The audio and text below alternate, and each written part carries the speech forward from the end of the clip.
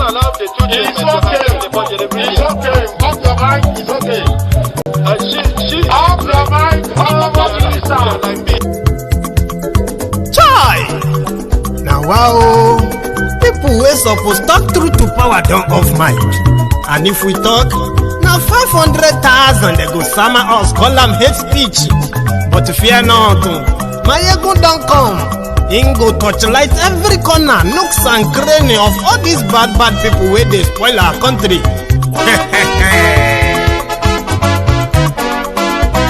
So my people make we laugh, oh yo yo. Maiyegun don't come, oh yo yo. My people make we shout, oh yo yo. Maiyegun don't come, oh yo yo. Maiyegun don't come, man of the masses, oh yo yo. Maiyegun don't come, oh yo yo. Maiyegun diary Politico, oh yo yo. Maiyegun don't come, oh yo yo. This one not the off in mind, oh yo yo. Maiyegun don't come, oh yo yo. Can in the touchlight every corner, oh yo yo. Maiyegun don't come, oh yo yo. Okay, some people be they holla say they want the power. Chai, them be promise us say we go get light and power. Them hustle sote they can't get the power. But now they know they do anything with the power. Every day, dollar just they get it higher power over naira. See them talk say make we off mind, but thank God say Maiyegun don't come. So my people make you laugh, oh yo yo. Maiyegun don't come, oh yo yo. My people make we shout, oh yo yo. Maiyegun don't come, oh yo yo. Maiyegun don't come, man of the masses, oh yo yo. Maiyegun don't come, oh yo yo. Maiyegun diary Politico, oh yo yo. Maiyegun don't come, oh yo yo. This one not they off in mind, oh yo yo. Maiyegun don't come, oh yo yo. Person where they do evil, no one make person talk. Them say that Maiyegun, that man too they talk. He too they talk. Say Maiyegun diary, he they hot like pepper. But every day then they take money in bulk. Woman picking, they the street they hawk. Still them talk say make we not talk. But thank God say Maiyegun don't come. So my people make you laugh, oh yo yo. Maiyegun don't come, oh yo yo. My people make you shout, oh yo yo. Maiyegun don't come, oh yo yo. Maiyegun don't come, man of the masses, oh yo yo.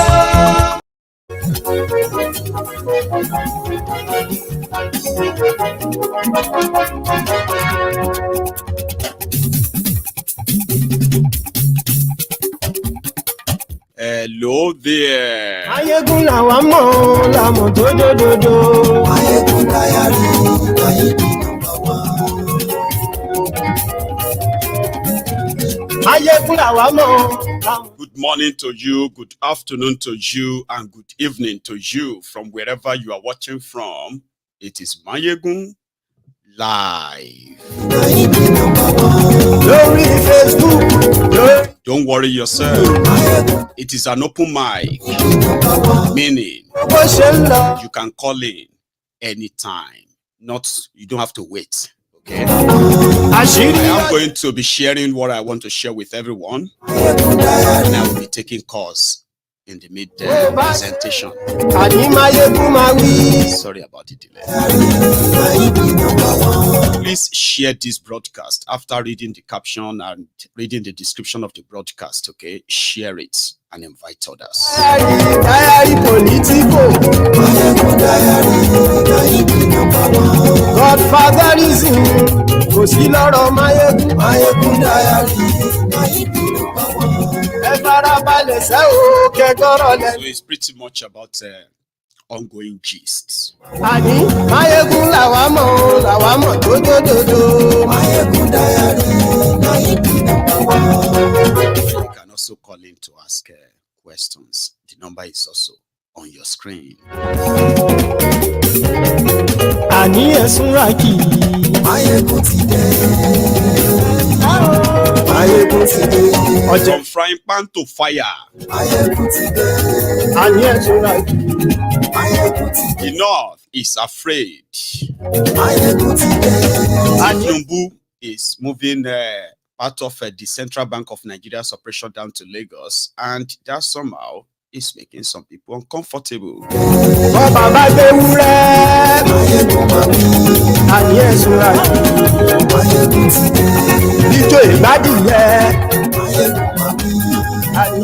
why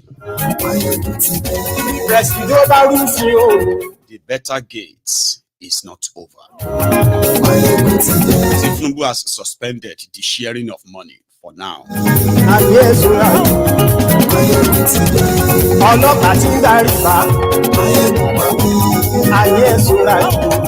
Also, from what I have also found out, they said that Dangote refinery is going to be producing diesel and aviation, they call it jet fuel. Yeah, jet fuel for aeroplanes. What happened to the petrol? What happened to kerosene? Are they not from the same crude oil?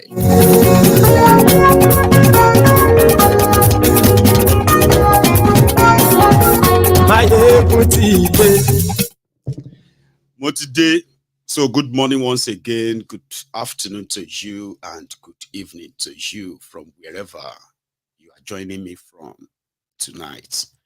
Also, if this is your first time of participating in the open mic on MaiyegunsDiary Politico, it is very easy, okay? Usually, I would present my program, present everything to everyone and all that. And then we'll leave another hour for the viewers, you, to contribute to the conversation as well. Had your own views too. But the open mic is different. Whenever you see the title of my broadcast that reads open mic, it simply means that the microphone is open to all. So you can call in and then, say your own, thing, which is hear your own view, as well as you can ask questions too. I mean, it's called open mic, as you must know. Anyway, the news out there is that Tifnumbu, they are like probing the central bank as a place where what Bokwari and his gang did to the Central Bank of Nigeria, which has led to the arrest, detention, and now on bail of Emefiole and few others too. It has also led to the sack and arrest of some board members of 4 banks. So while all of these are going on, they said that they believe that the central bank headquarters in Abuja, well, this is the official position. Let's start with that. The official position is that in Abuja, they have too many staff and they need to prune them, prune them down. And they are going to have to move some operation down to Lagos. They have all those, departments, right? Some departments down to Lagos, like the banking supervision, financial institution supervision department, consumer protection department, payment system management department, and financial policy regulations department. These are the departments that they believe that will take at least 1,000 of their staff to Lagos. So the central bank and their own source and all of that was like, some people now felt like it is the gradual, way of Tifnumbu's taking, like the normal state capture, his way of taking control of all the institutions in Nigeria, right? By using the same divided tactics, okay? Take some down and, kind of different. Nigeria is a divided place, that. And however, if you read through if you read through the departments and all those, right? The people affected probably know themselves and all that, but they're like, no, it's more than that. So he's planning to relocate the vault of the central bank to Lagos.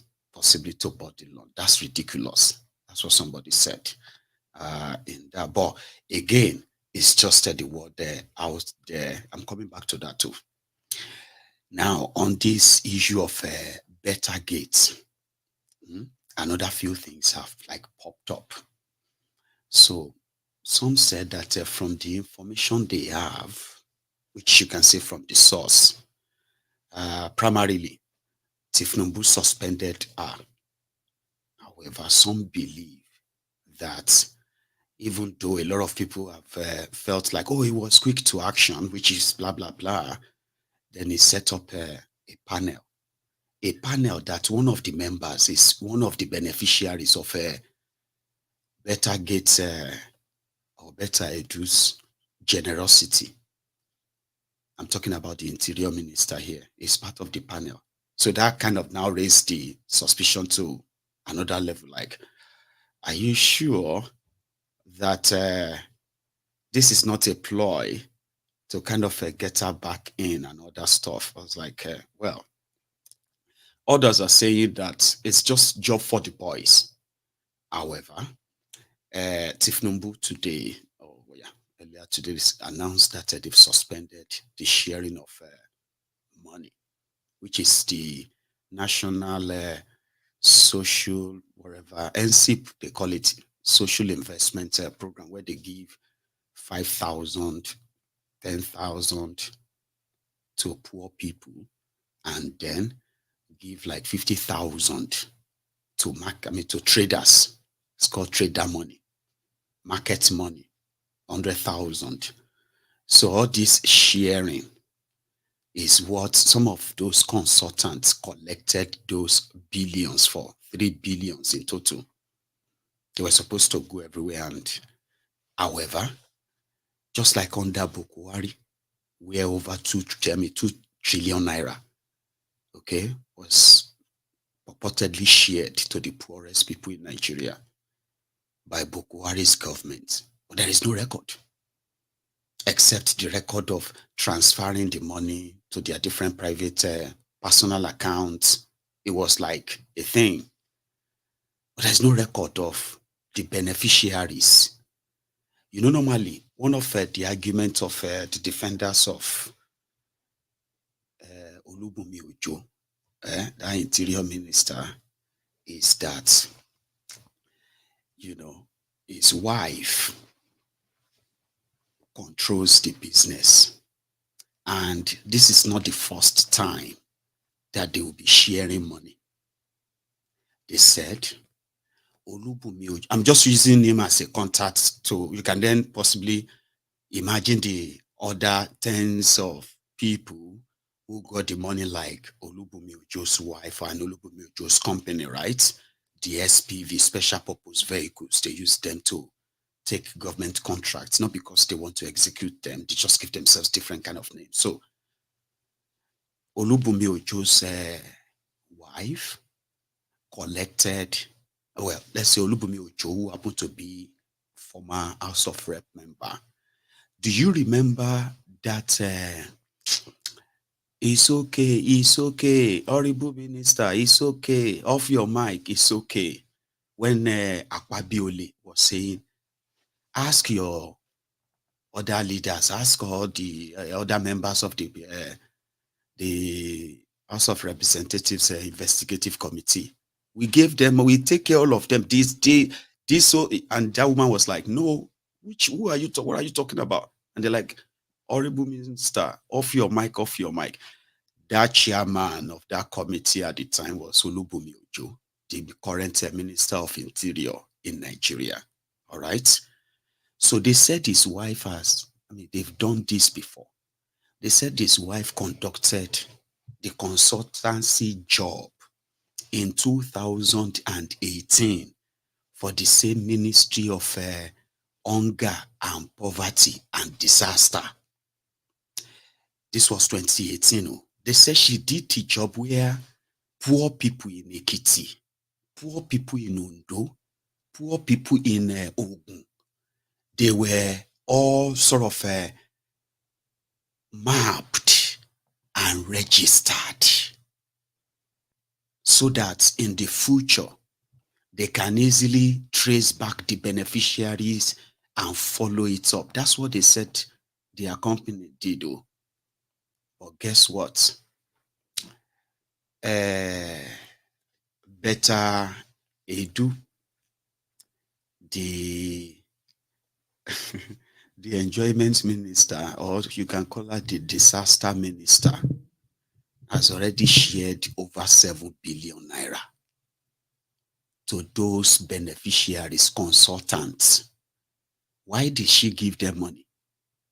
Because majority, it's still APC and APC. Sure, you get. Majority of them, they were also there when Shadia was sharing money. So if you now say you don't have reliable register, so did the people that better do shared money to, did they not present any register? Anyway, you shall know, sir, says about sharing money and all of that. So these are the kind of questions they don't like you to ask. You're asking too many questions. Two people, the first people will be like, you're asking too many questions when you already know the answer. We all know that everything is a scam. The second set of people are like, you're asking too many questions because we know that you don't even believe in this government anyway. We believe that there's nothing this government, there's nothing they do that you ever say any good thing about them. So the best is don't ask any question. Just say, okay, that sounds good. And all of that. Anyway, the central bank part, as well as the sharing money part, they are connected. But let's take that sharing money part forward. So they have now set up a panel that is now going to investigate if Better Edu did anything wrong. Their job is to say if she did anything wrong. Or also, they said they have found some kind of complicated documents or evidence that shows that even up till now, after spending over 2 trillion naira fighting poverty, and just in the last 6 months, spending over 7 billion naira fighting the same poverty, ladies and gentlemen, audio money, they have no record of those they are giving the money to, except for the social media video where you saw them carrying baby, sick baby, giving food and giving money in the envelope. All those social media video, those are the evidence. But in real life, the beneficiaries, they have no real contact. However, I was telling somebody about this the other day, right? And I said, the Alima Shehu in the Ministry of Sharing Money, which is otherwise known as the Ministry of Poverty and Disaster, Alima Shehu. You see what that NSIP or NSIPA mean is? That is NSIP or NSIPA. It simply means National Social Investment Program. That is the NSIP, the NSIP. So the NSIPA then simply means National Social Investment Program Agency, NSIPA. So they appointed Data Lima to be in charge of that money. Remember, all these trillion you are hearing, they are just like, you are just hearing about them. The only result they can show for it is that more Nigerians are poorer today. And the poverty, and the corruption that led to that is currently ongoing. That they are doing all of this doesn't mean that the money is going to come back to you still. No. They are just going to replace the thieves, and the stealing will continue. Do you understand that now? That's how this really works. Okay. So the NCP lady now said, because of the way Better Edu was kind of moving money and moving mad, she decided to move the money from the NCP account, which is the last bus stop of sharing money. So let me tell you how they said this work, okay? So the way they cook it, once they finish all the permutation of how much money they want to take, the minister will take it to the Federal Executive Council meeting. She will present it to everybody there, like all those Tuesday meeting, you see their pictures, right? All they do there is just to get approval for the money they are going to loot for that month and the next month and the next month and on like that. And the way they do that is just put everything together.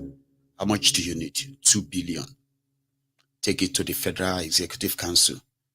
The moment you read it out, we are going to support the people in Edo, Ogun, Oyo, Bayelsa, the people in Nasarawa, Zamfara, Sokoto, Kano, Yobe, Jigawa, and all that. I say, how much is all of that? 2.8 billion naira. And I say, okay, approved. That's it. So once they release the money goes straight into that NCP account. So when their budget is coming as well, and they say this money is to be shared and all of that, it goes into that account. Now, from that account, they now pay people they call vendors, the consultants, the ones that are now going to come and stand by the roadside, asking you if you are poor to give you money or not. I'm joking. That's not how they do it. So you can now become a vendor. Somebody like me living in the UK can be a vendor too, if I have the political connection. All I have to do is just put up a funny name. Their CAC will register that sharp. And once the company is registered, it doesn't really have to be, a real business address. You know what I mean? Like, then they put it in straight away. And once the money is to be released and your account details is forwarded to the NCP guys, you can just suddenly just see 300 million naira, 500 million naira in that bank account. Your bank will not raise alarm. Nobody will say anything. The money is just there. All they need now is just for you to say you have spent the money. That's how they have been doing it. Now, normally, if you give the money to anybody, you have to kind of take their details. You have to get them registered for bank and all of that stuff. That's it. But as typical Nigeria, where they watch me right now, sure, you know what I mean? Like you are there. They don't give you the political connection. And boom, 800 million naira, 600 million naira cash. And you are looking at your bank balance like that. 1.2 billion. They said you should go to Ondo, Ekiti and Ogun State. Go and share the money to poor people there. So all you have to do is just get a few guys together. You are generous if you spend the 200 million of that money in those places. Some people just go into other things like, okay, we are going to train people on how to tie wrapper. And they will take pictures of women tying wrapper and say, thank you very much for teaching us on how to tie wrapper. Here you get. That's all they need, and the money is gone. And that is how they are milking the system. That is why all the billions, trillions are not reflecting in the lives of anybody except them and their own, their families and all that. Sorry, I just missed somebody's calling earlier. Like I said, you are free to call in anytime. It's called open mic, like I said. Okay. So, as it should be, or as it is, or has always been, in their midst, the continuation of the fraud and all that, okay? So it was more or less like a bazaar. And that's why a lot of people are wondering, like, but there are other people doing others too. Why are people not looking as like, no, don't worry, this scandals are just, this is January. There's going to be more, all right? Some of them are going to be believed to be orchestrated by Kolu himself or people around him. A lot of things are kind of like, developing anyway. Share you get. But there is this one I want to share with you. So we are talking, like I said, I was having a chat with a pal, and it was like, or more. It'd be like, say, I mean, I'm beginning to believe, sorry, one sec. I'm beginning to kind of believe you. I'll gist you now. Let me take this. Somebody is on the line. Hello there. Hello, sir. Yes, sir. Can you hear me? Yeah, good afternoon, sir. Good afternoon. How are you? Yeah, I'm good. My name is Temitope Kalejaye. Temi Kalejaye. I Yeah, believe you are a calling first time from caller too, are you? calling from Calgary, Canada. Calgary. Baba, how are you, Sha? How is how is Calgary today? Yeah, the weather is not that bad, but we thank God. Yeah. Actually, this my second time talking to you. Yeah, I think I have spoken to you before, but I just like the Calgary Yeah, in I that think that was intro kind of ring bells, but you know, yeah happy that new was year. last year. Mhm. Go on, Yeah, Baba. Maiyegun, you are doing a good job. I'm not gonna lie to you. Thank you. And I wish you all the best in all your endeavor. Thank you very much. And you too. Um, anyway, the way things are going in Nigeria, I just have a limited. I don't have much to say, but all what I can say right now, please. I've been trying to talk to you about this, but I tried your number. I couldn't get through. Please, if anybody invited you to any place, please be very, very vigilant, please. Maiyegun. I will. Because they, I think they are trying their best, like the way they cash Nnamdi Kanu.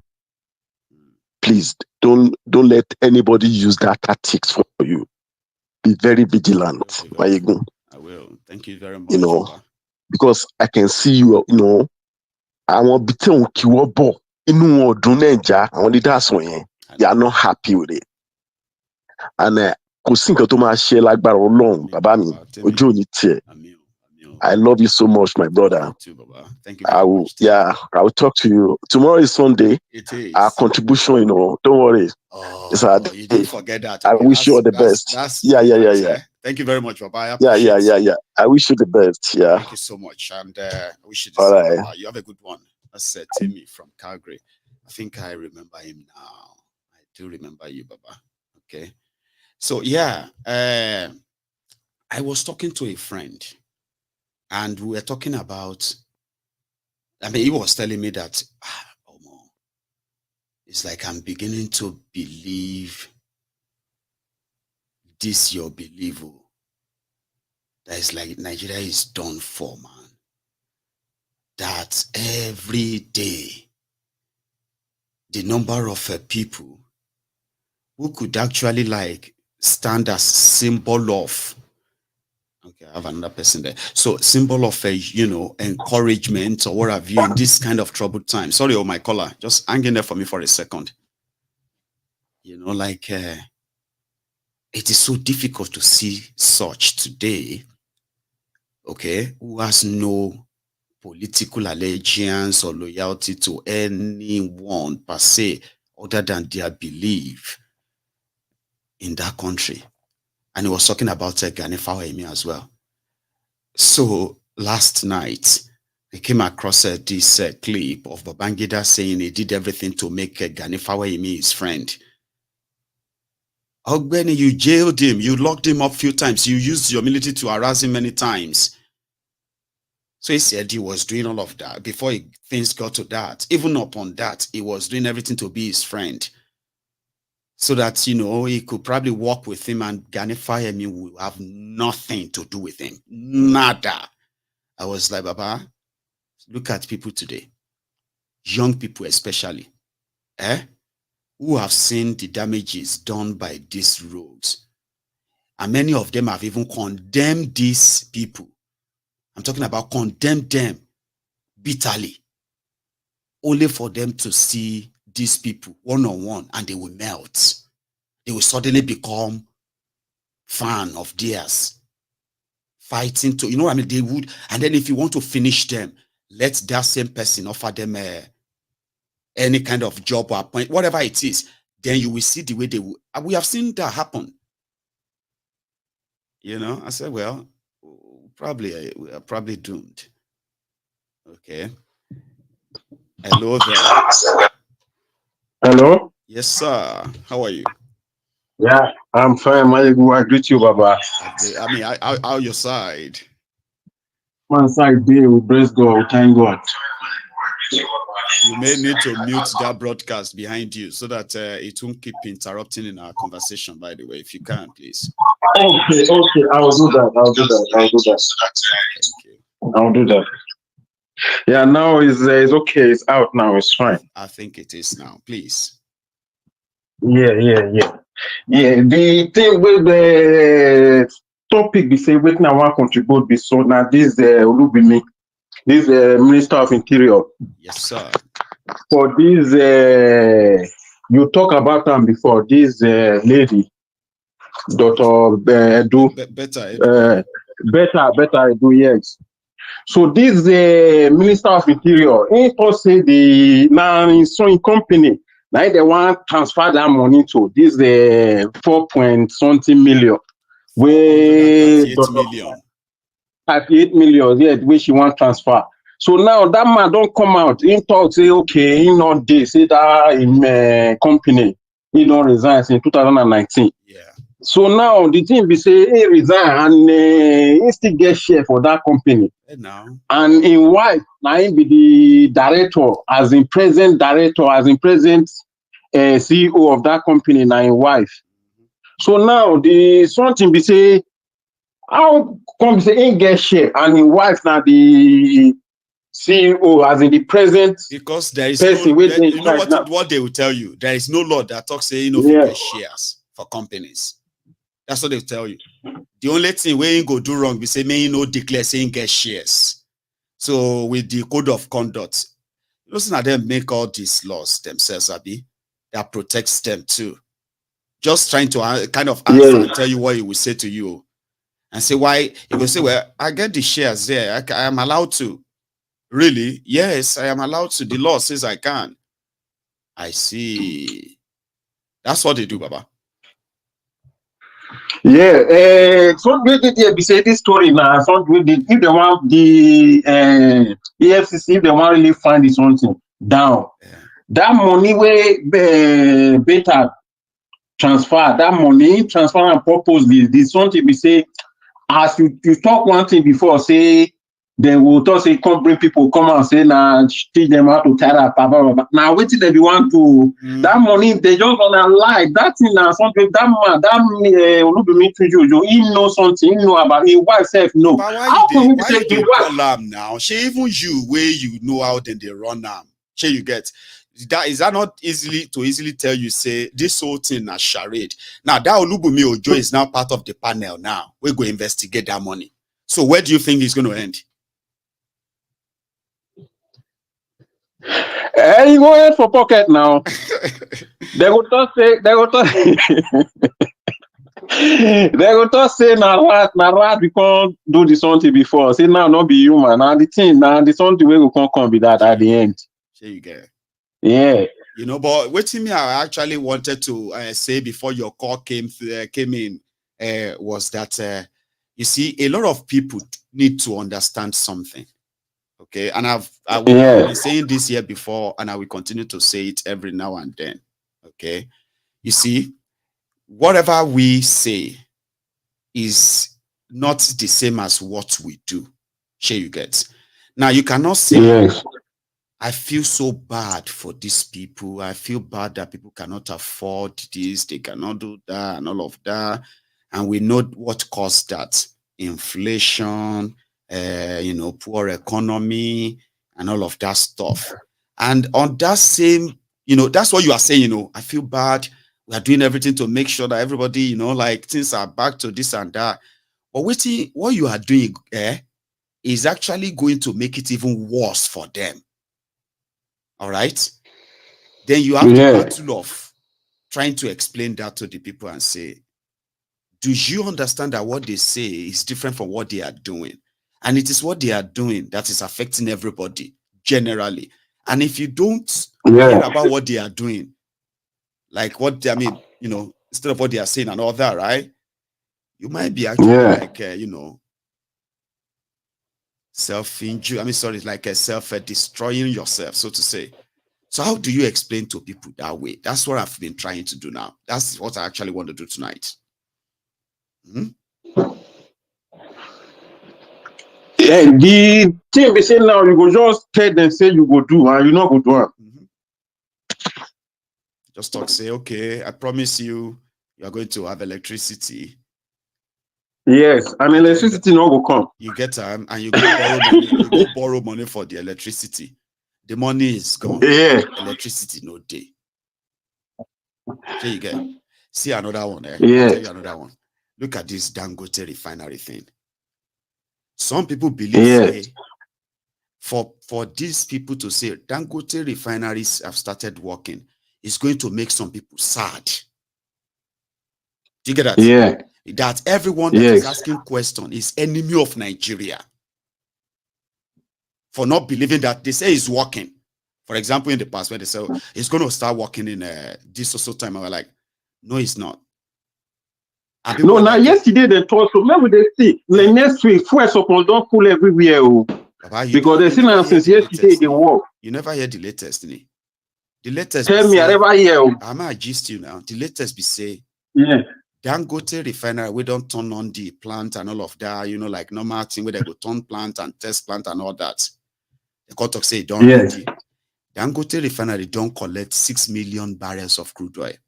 At least you can for don't see Nabi 6 million barrels.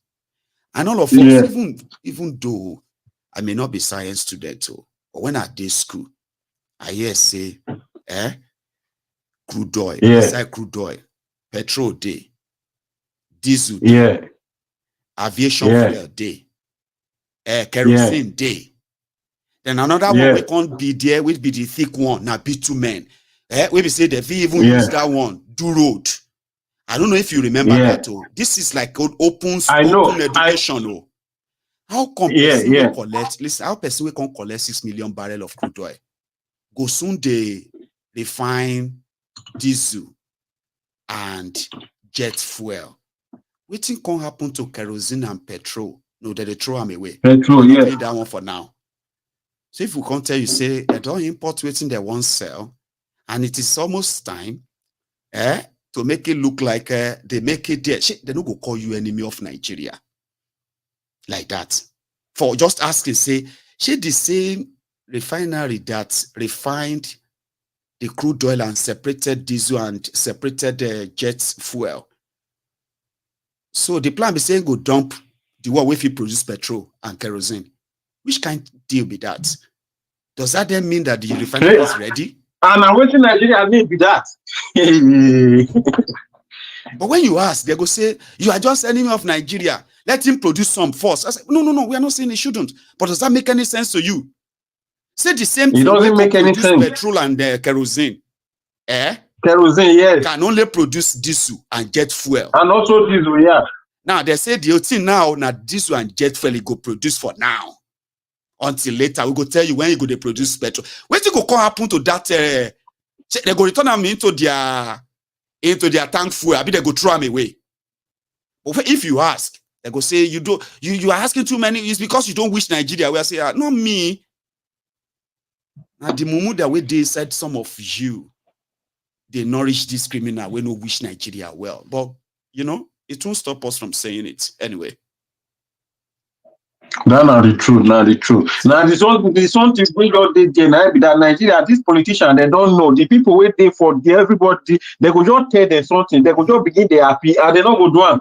And when they don't do them, when they don't do them, they go come keep quiet. They go come, everybody go just keep quiet. Like say, so if you can't talk, they say, but I mean, what happened is they will begin to find different. I say, Baba, no be so your mouth beat the other day. That day where they tell you say Nigeria here now fraud, you nearly tear me. If you see me one-on-one, you go one tear me apart, say I be enemy. Today Nigeria here will come. You don't even come back, come apologize, say, Baba, sorry, say I abused you that time about Nigeria here. They don't come back. They don't. They just disappear. And the billions gone. Now, and these people now, when we say they argue, they follow this politician, they follow their nyash everywhere. Later, now, if they could bring another argument, come say they be one, they could defend them.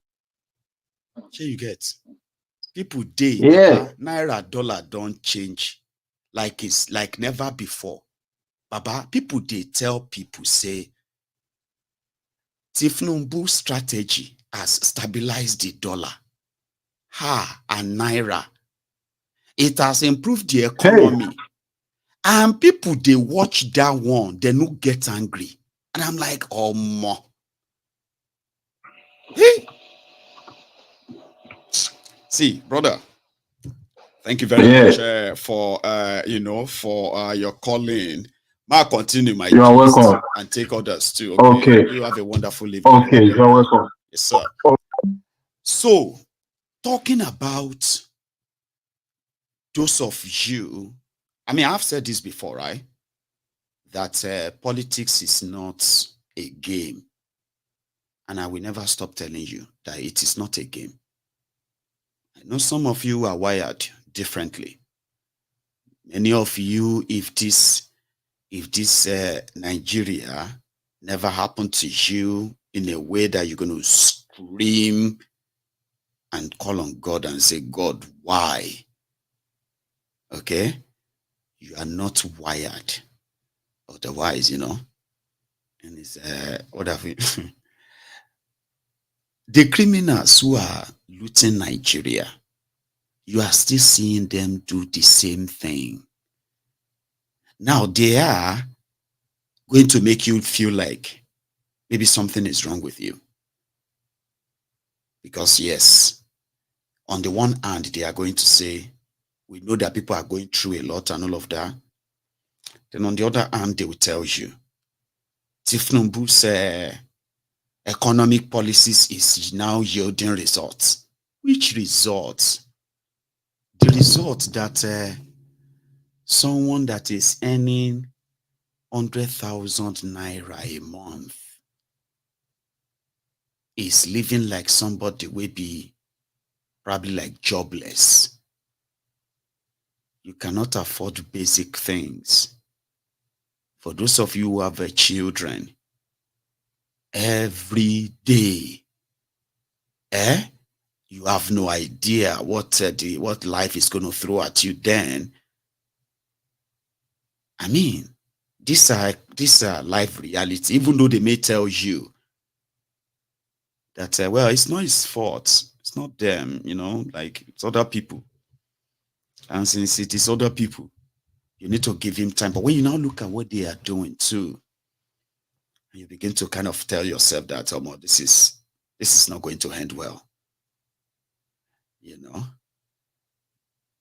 The criminals who, I mean, like, who feels like, when somebody was describing their 2024 budget, you know what he said? He said, Nigeria has gotten to that stage whereby the citizens have been browbeaten with terrible economic policies that has rendered them very poor and weak.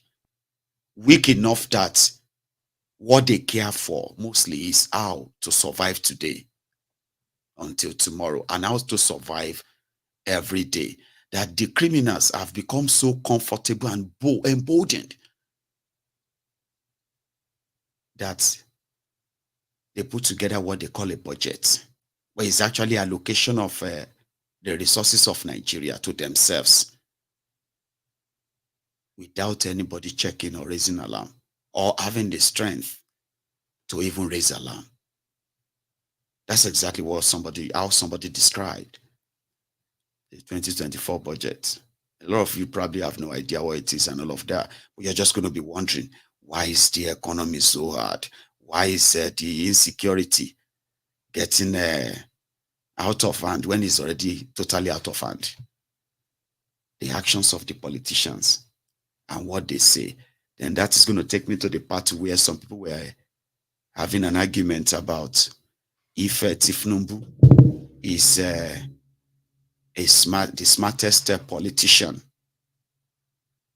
or a better administrator like government. And some of them were, sorry, my caller, I have a caller on the line. So some were like, they were having that conversation that in the Nigerian context, how would you describe Tifnumbu and his politics? Okay.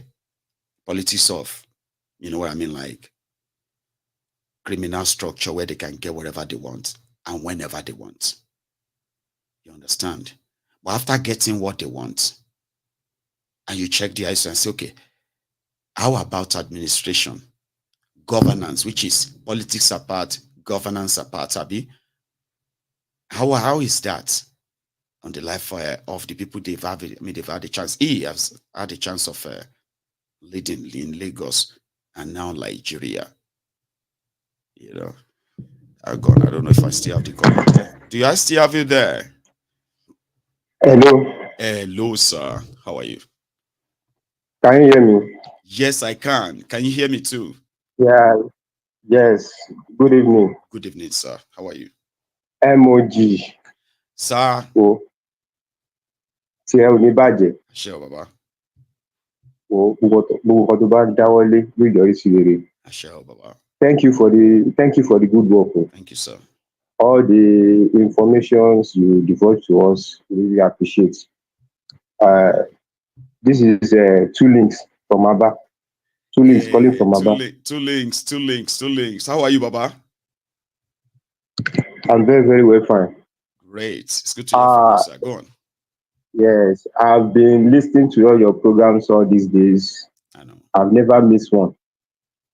Because 1 or 2 things, I can't, it's been long I even listened to your live program. Now, I'm not here to repeat what people have been saying all these days. Because to me, those calling me, talking, they are repeating the same thing.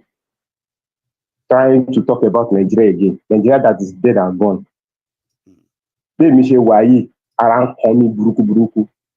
fact, you will need to download the app, slapping app, lórí phone.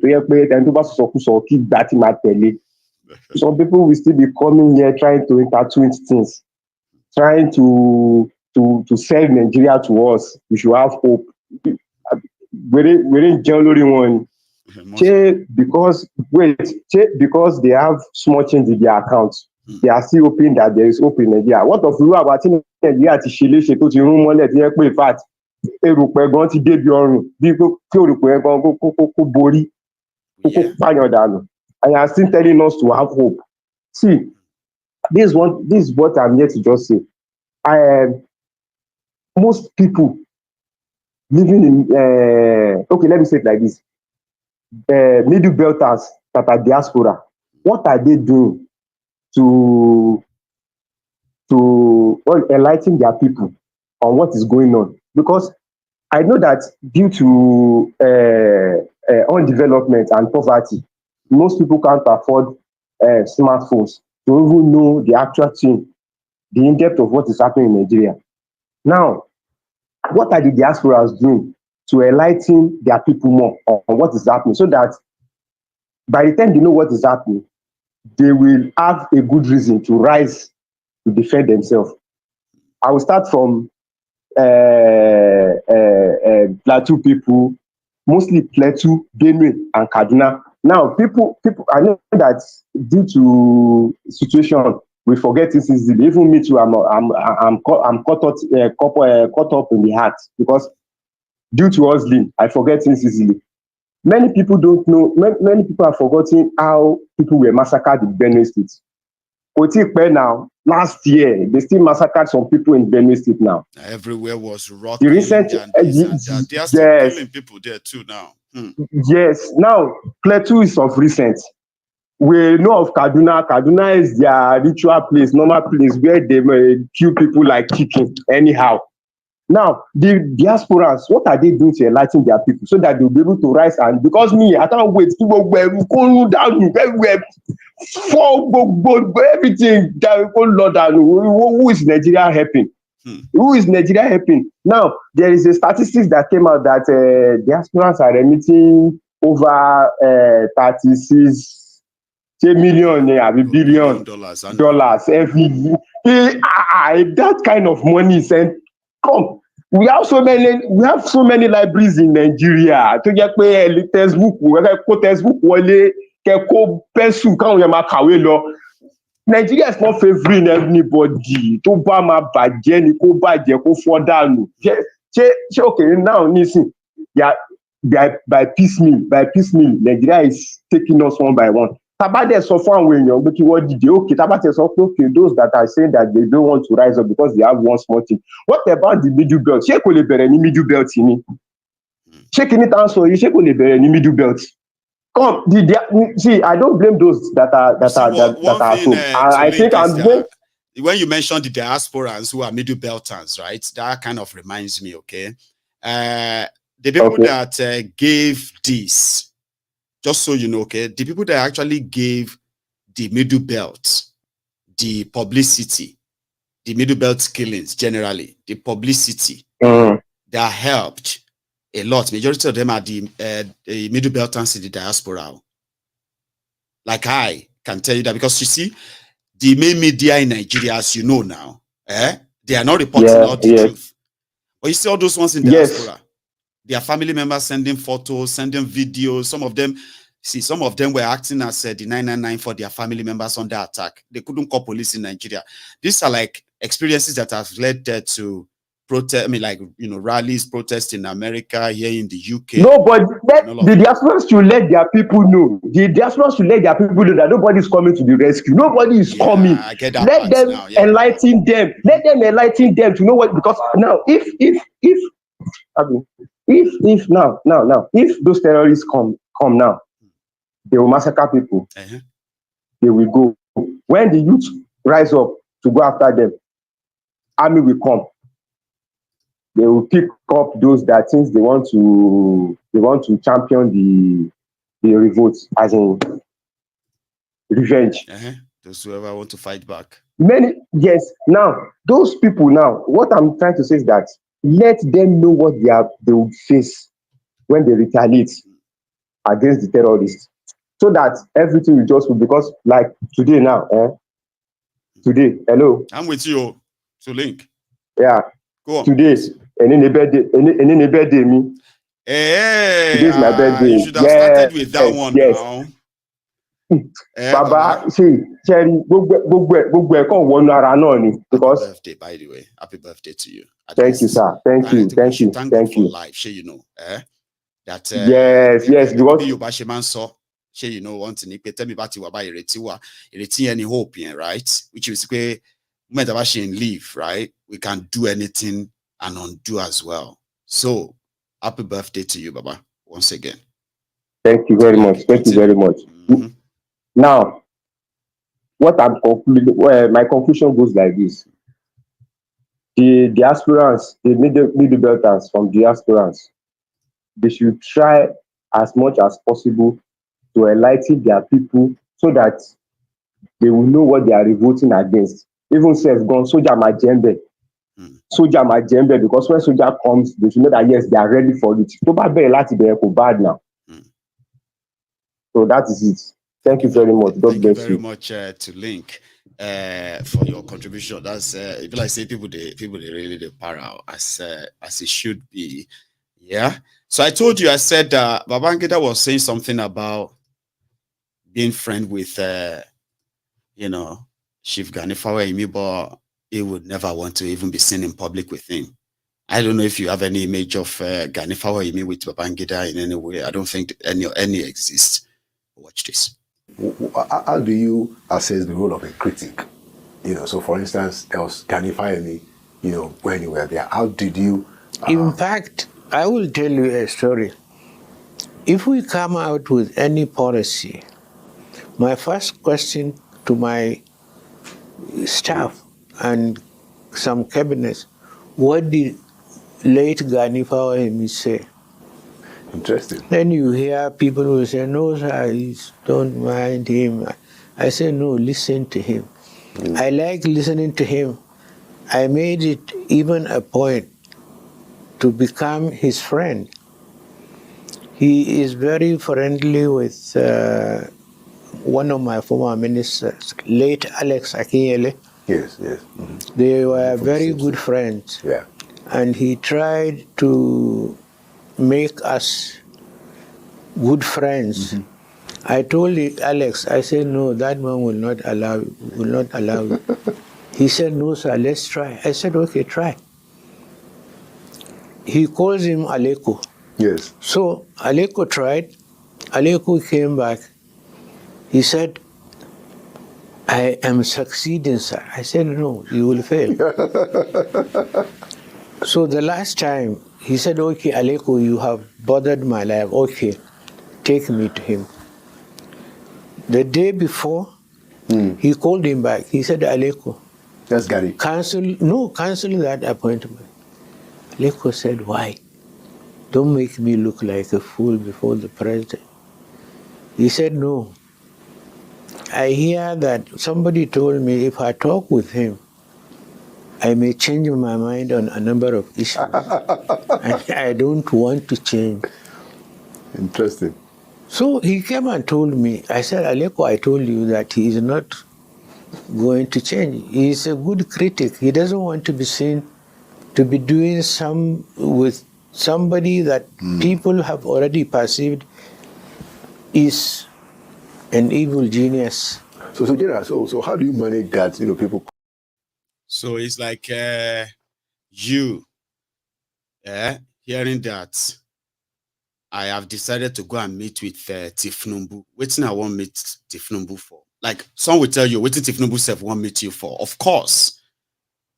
But what in this world would I actually use as the reason why I decided to go and see Tifnumbu? Okay, maybe because me, I'm a kind of like media guy, so I make kind of waylay him and put microphone in his mouth and all of that, so ask him some hard questions. But okay, it's a different ball game. But I don't really want to see those people for you. I think it's a different ball game. I have a caller. Are you there? Yes, I'm here, Maiyegun. Oh, Yima. How are you? Good evening, Maiyegun. I'm fine, Maiyegun. Brother. How are you doing, Maiyegun? Well, I'm still here. I don't know. Congratulations on the launch of the studio. Well, thank you very much. We are yet to launch it. Okay, but we are guaranteed of doing so next month. I've got my friends who said they're ready for tomorrow, so I'm ready to. Don't worry, Baba. We think ahead. Maiyegun. Maiyegun. You know when you always say that these criminals are from every part of the country. Yes, they are. There's every tribe. That your video that you showed Otto talking blah blah blah blah. They're like a parrot there. I was just laughing. You see, these politicians are the same thing, just like you always see. I don't know what the Bangla is talking there. He's just talking nonsense. All of them are the same. Tulink Baba, happy birthday. Yes, look, Tulink. Go on. I know you throw a challenge for us in diaspora from the Middle Belt. We have told our people, and our people know now that there's no help coming from nowhere. If you don't defend yourself against these criminals, you will be the one crying. There are still people in the IDP camp every day. So anytime anybody looks at them, they should know that feat can happen to anybody in the Middle Belt. And if the Middle Belt people don't defend themselves, they will fall like flies. We've said it time and time again. Nobody is coming to help you. Nobody gives a damn about you. Defend yourself. Defend the thing that is underneath your feet. The minerals that's underneath your feet, your land. Defend yourself. It's as simple as that. Maiyegun, I don't have plenty to say. I'm not going to talk too much. The Middle Belt needs to defend itself. You speaking directly to your own TV people and the Middle Belters generally. So yeah, I hope defend yourself.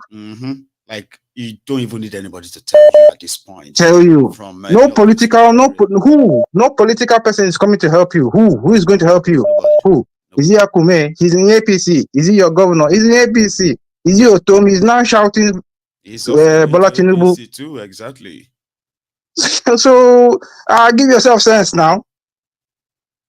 So, Yima, let me take another Thank one. you, Baba. Bless you. Well done. Thank you.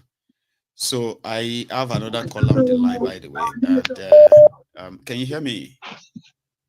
Yes, I can hear Mr. Maiyegun. I think Good I evening. got you the last time, and somehow I just got this, error on my Yeah, side again. But glad that you got it's back in. fine. How are you, sir? It's fine.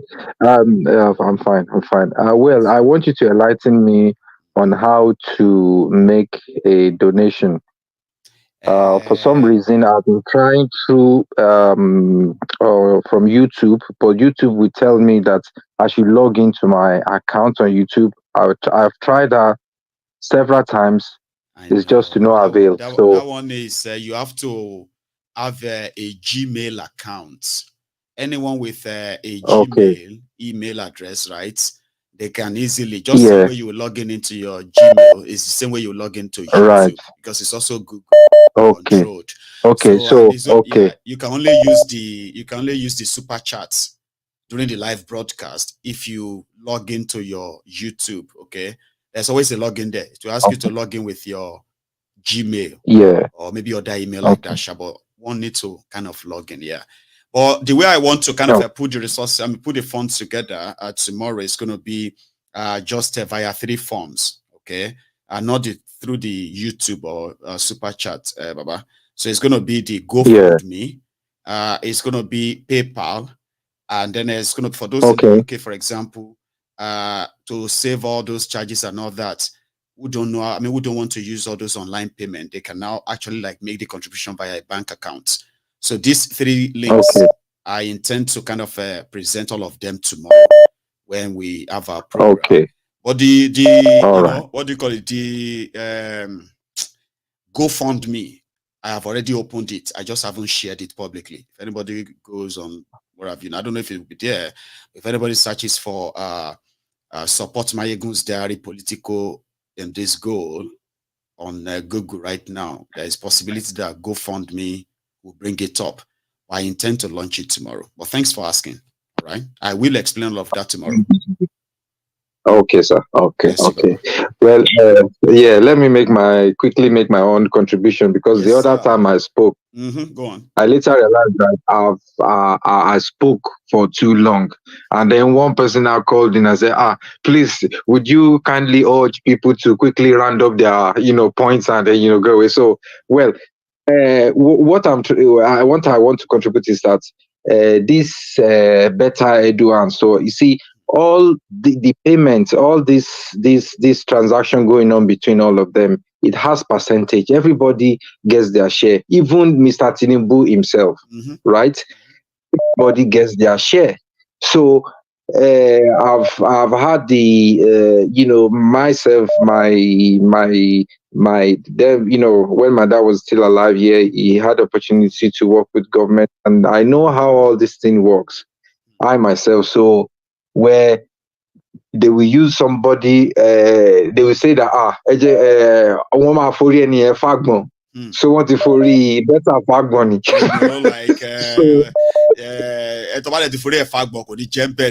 After all of this, so the boss. You're right.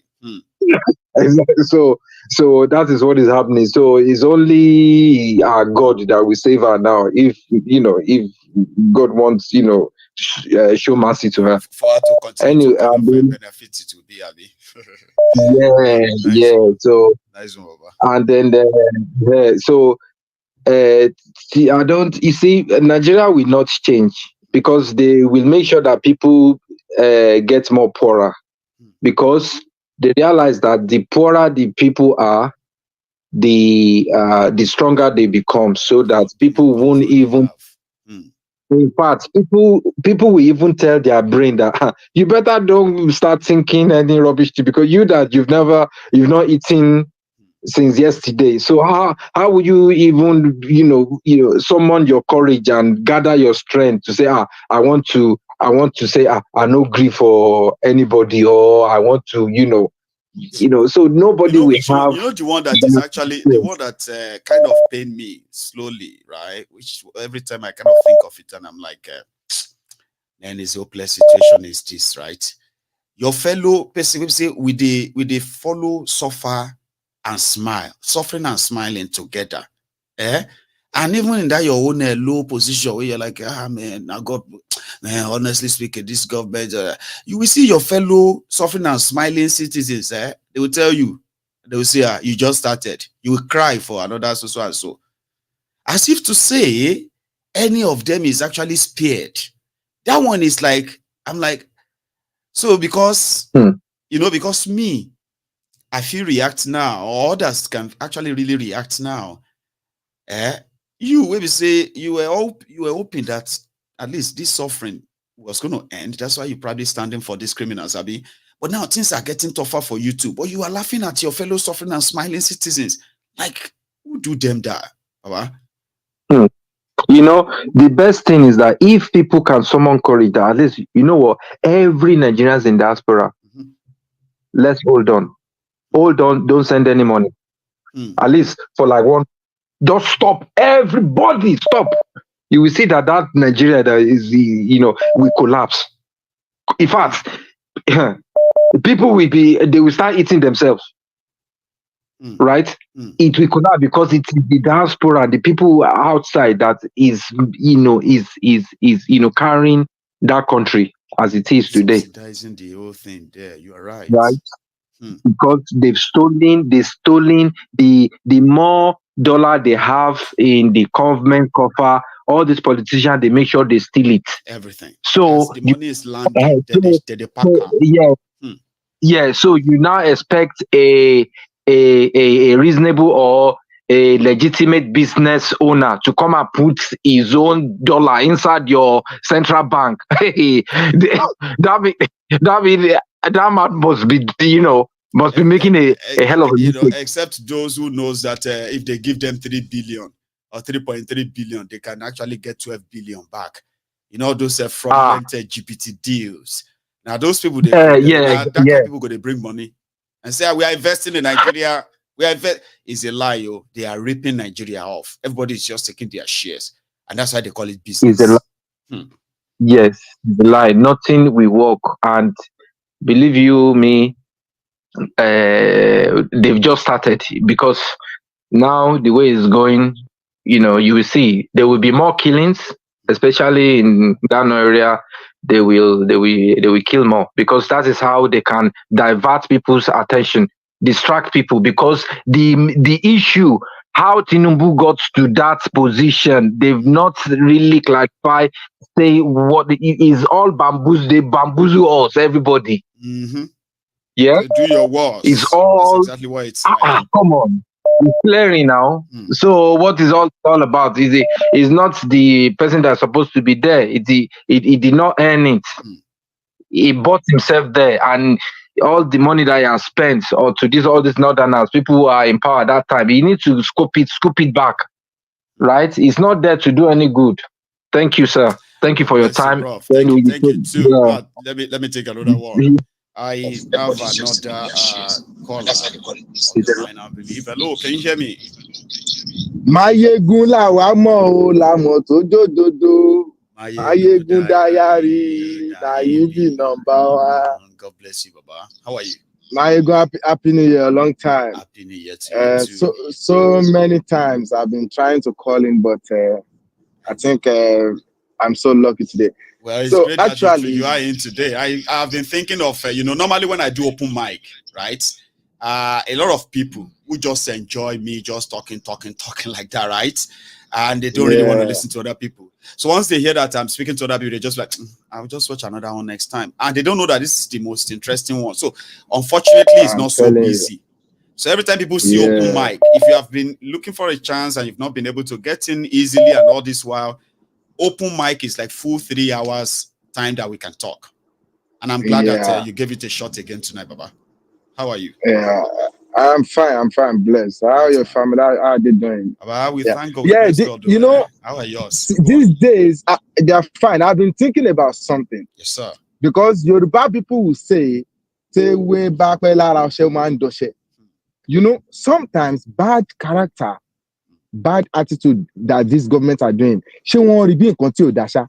I'm just here to ask a question because, you know, when people are doing this wickedness, they are not seeing because it like that. I feel like they are used to that lifestyle and they are now seeing it as a normal thing, you know, and this is really, really upsetting. Like, where are we going?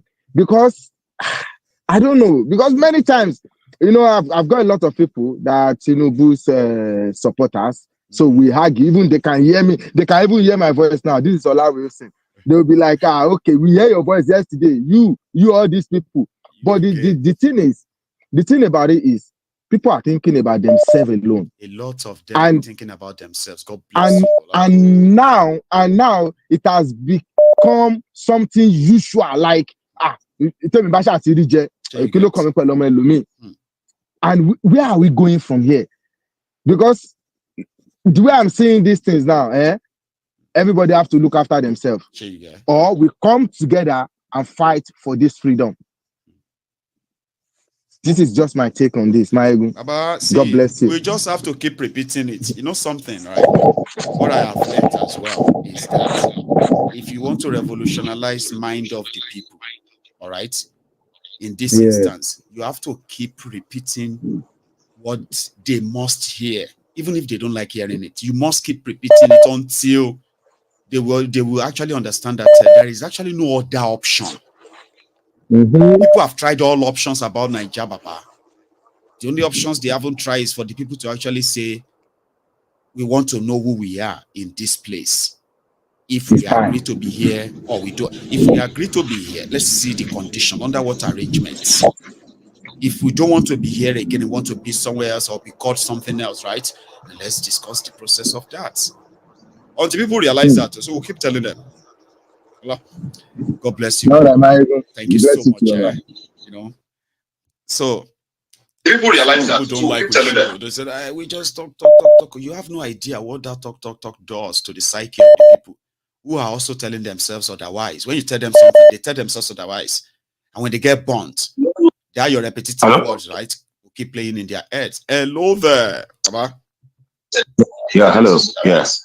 This is Adewale. Can you please mute the broadcast behind you, possibly, or you probably will have to go to another room? Yeah. Is that all right? No, I can see this is behind you. You know? Yeah. Is that better? Yeah. Go on, it's better now. Please. Yeah. So, I'm just saying all these things like we still are not ready. I mean, the people are not ready, and it's very unfortunate. We're not ready for anything yet. You know, like when the Chinese Revolution started, yeah, you remember that people like Mao Zedong, you know, I think the audio is back on. Could you hear that? Yeah, I can hear you. I can hear you. Better now. Go on. Yeah, yes. Sorry about that. Yeah. People like Mao Zedong and Zhou Enlai and all these people. When they started the revolution in China, yeah, the people's mind's eyes, were ready for. The people were already wanting brim hot already. Should you understand? Yes, Baba. I mean, yeah, but Nigerians, we are just impossible.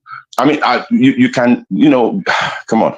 I don't know how to describe us because it just seems like, I don't know, that sort of a thing.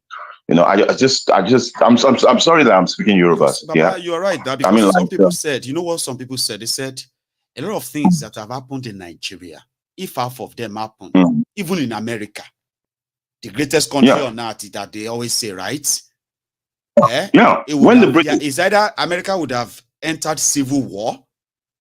Yes. But in Nigeria, people just don't really. They are not moved. No, they are moved, but they are cowards. They're not ready. Because is it that the those who are cowards are in the majority, or it's just everyone or something? Yeah, I think they're not ready to sacrifice anything for a good life. They just think it's free. It falls on your laps or something. Do you understand? I mean, like if you look at that end SARS, I'd have expected it to have persisted, honestly. like they drove them today, like everybody will now come out tomorrow, and now the whole city will be like, the whole country will be like awash, you know. Yeah. I mean, how many people are they going to be? How many people would they have been able to handle, you know, in such a quite very large disobedience? Do you know what I'm saying? Yeah. But I see our mentality is, if it's getting, when it starts getting hot, yeah, everybody runs. That's the problem. And you can look at, I mean, you can take an example, I mean, from like some of these Far East Asians, yeah, like Eshishi Okoku. Okay, now you will, I mean, you are trying to truncate our future, yeah. You won't do it alive. You won't do it standing on this soil. No wonder after the revolution, if they catch anyone, if anybody is caught stealing, corruption, you are going to be killed. Yeah. If your family member benefited from that corruption, you will be hanged. They will be hanged too. So no wonder. Yeah. I mean, yeah. I'm back then. You saw that they were dragging out the oligarchs in China. They were really slaughtering them openly, stuffing money in their mouth. We pay and you will almost stop it until he wouldn't be able to breathe again. So many of them were coming out, and Joe was okay. Here I am. Yeah. These are all the money I stole. You know, I've got friends in Nigeria. I don't like. I belong to some, what do you call it? To some WhatsApp groups. Yeah. In fact, you see, some of those guys, yeah, they just piss me off so much. I'm not contributing to any of them again, because even some I would slip out of the group. They'll come get me back, and I mean, like, I'm not even contributing again. Can't you see that I'm irritated by you guys? I don't really want to be associated with this anymore. I'm telling you. See, it's the grassroots. The revolution should start from the grassroots. You need to. I don't know. I don't believe you can open the mind's eye of an African to this. Honestly, I think these things will continue for a very long time. I'm telling you. I don't know how. A lot of us don't want it to. I'm telling you, I don't want it to. But I don't. From what I know about the history of the world, and what some countries had to sacrifice to be where they are today, yeah, we are not ready. We are not ready to sacrifice like 1% of it. So what are we gonna do? And these guys, they know. By just praying to God to give it to us. No, that's not how it works. See, look, these guys, they know, because like they know. That's why they dare Nigerians. Even they don't want to die. They are like typical Nigerians. If they hear go today, yeah, they will flee. Their jets are ready for them. They're to take them to some of the countries that will take them as refugees and stuff. I mean, like rich refugees. Of course. These guys are bastard. They're the worst of us, honestly. And unfortunately, it's this country. Britain said we will in gear, law. And they told us, you can't rule yourselves. And unfortunately, I am telling you. Do you know that these days, right? Some people believe that it's like that independence self was too early. Do you kind of? I don't think it's too early. I'm going to rephrase the question, and it's going to be like a two-way thing, okay? So that then you can give me your answer before you go, okay? Some people, when they look at South Africa today, they feel like Nigeria's independence was too kind of early. That it should have been like in the 90s and all of that. Like, it has obviously shown that, we do not have discipline of ruling ourselves to the point that those who have the opportunity, they just want to steal and all of that. And it has been like that for the past 63 years. And others were like, no, don't say that. If everybody who know history remembers the regional system of government that was working for everyone then, right? The level at which the Western Nigeria as well as the Eastern Nigeria were going at the time competitively, plus the Northern Nigeria. They might not be at the same place now, but when it comes to the West and the East, they would probably have gone far. if Yes, that wasn't yes, of like course. truncated, though a lot of people would like to blame who did it or who didn't do it. Sure, you get. But the bottom line is that maybe if they didn't ask for independence, then by now they probably would have built all the infrastructures like they did in South Africa before they hand over the country to the black man. What do you think about that? Like, do you ever kind of have you heard that before? Anyway, have you heard that before? Like, independence. I've heard it so many times. Eh? Yeah, I've heard it so many times. Because me as a Yoruba man, right? Yeah, me as a Yoruba man. Sorry, me as a Yoruba man, right? I feel like Nigeria truncated the development of my region. We had that prospect then, okay. However, I still kind of have a bias that indeed maybe there shouldn't have been independence when it was given. Look at Nigeria, Baba. Go on. Tell me what you think. No. Should I come to that? Yes, sir. Go on. The independence was at the right time. Yeah. I mean, I don't want those. I wouldn't have liked those imperialists to keep, because these people, they don't have any good plan for Africa. They don't believe that Africa deserves anything good. Honestly, let's face it. But what are we doing to ourselves? That's the worst. That's the worst thing. Yeah. I mean, it's up to us to fight for what we want. Do you understand? Right? If we are not going to be ready to fight, look, whether it was they that stayed behind or anything, it wouldn't have been beneficial to any one of us. Do you understand? Now you check the Nigerian police. Those were constabulary policemen that were guarding the colonialists, the imperialists. They were not for the people of Nigeria, and that's why they still behave that way today. Do you understand? As soon as we took over, what we should have done was a countrywide reform. You understand? But unfortunately, they had hung the North on us. They foisted the North on us because they knew these ones were not. You know they were saying they didn't even want independence. You understand? In the first place, they were not ready. On record, they were not categorically said they were not ready. They shouldn't be rushed into it. So why at that point couldn't we say, okay, these people that are not ready for independence, yeah, we don't want to form any nation with them. But because of the irresponsible leaders that we had in the South back then, who wanted to form the biggest nation in. If it was, it was unfortunate. Yes, the Southern collaborators, for example, they were divided about that. Azikiwe wanted a one Nigeria that is big enough to accommodate everybody. Can you hear me? Are you there? I don't believe I just lost you there anyway. So Awolowo was like, no, we should get independence. And if the East and the North are not ready, the West will go it alone. But the argument didn't win. That was why Nigeria didn't get independence in 1957. They said, if you want to have independence, all of you must go and agree on what you really want to do. We are not going to break up Nigeria for those who are ready and for those who are not. So 3 years later, 2 years later, it became obvious that Nigeria would be given independence, but as a whole body. The rest is history today. I don't know why I lost you there. And, hang on. There might be a little problem.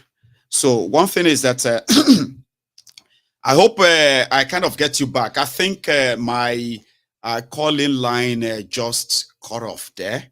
But here is something I found also today, okay?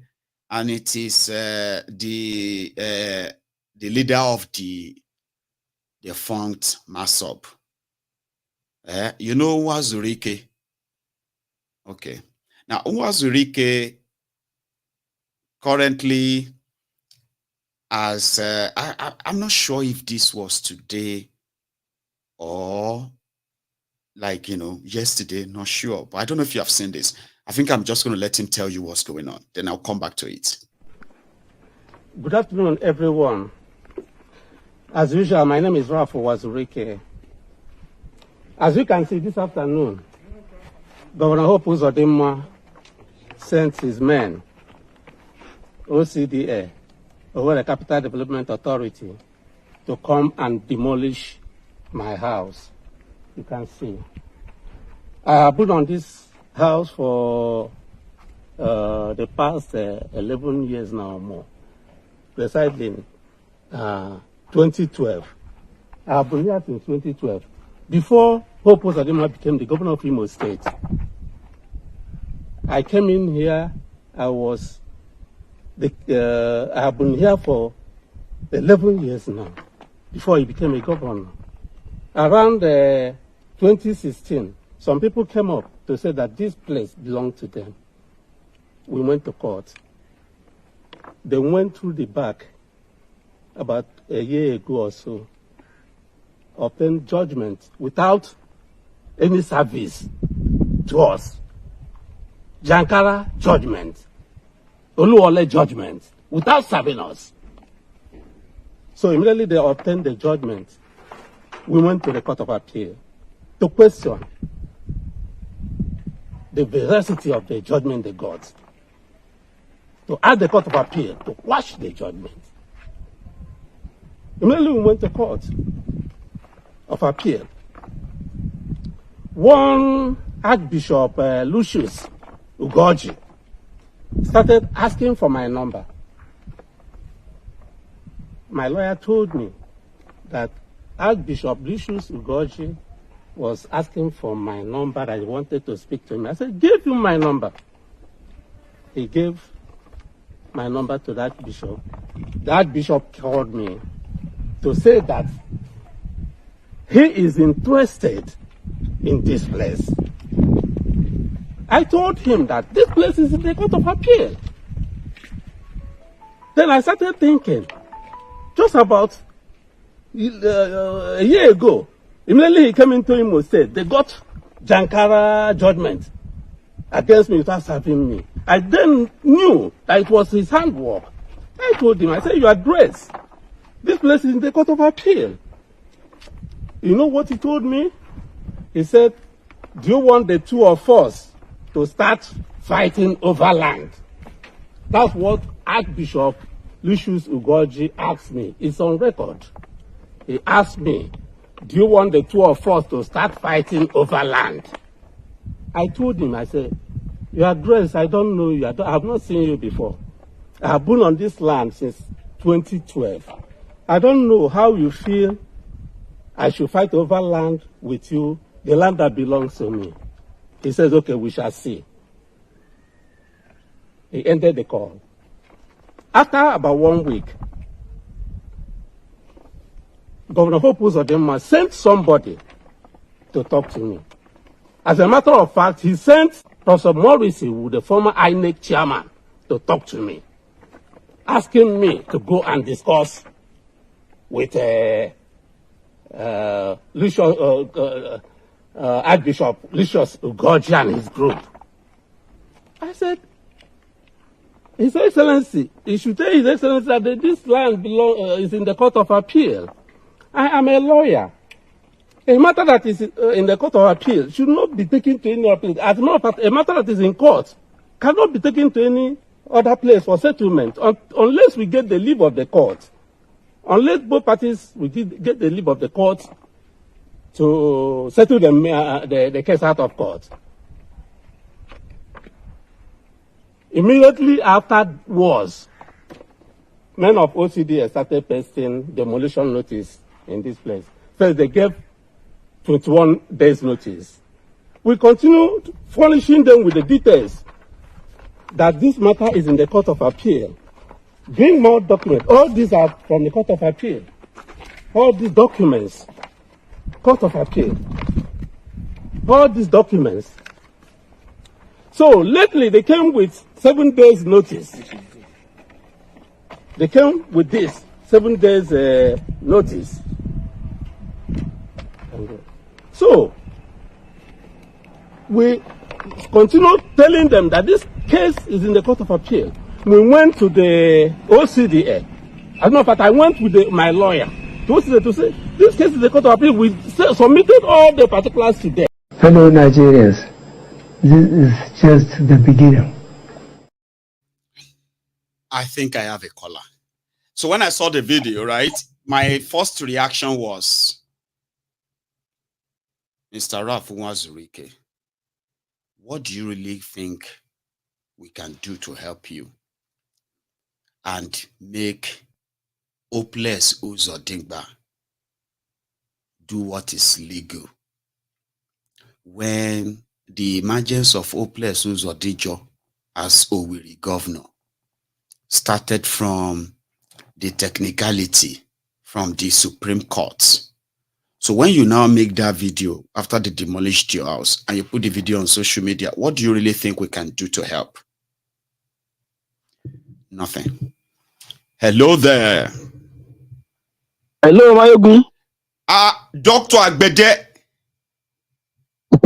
How are you? That is you, sir. I'm very well. Oh, thanks for asking. How are you?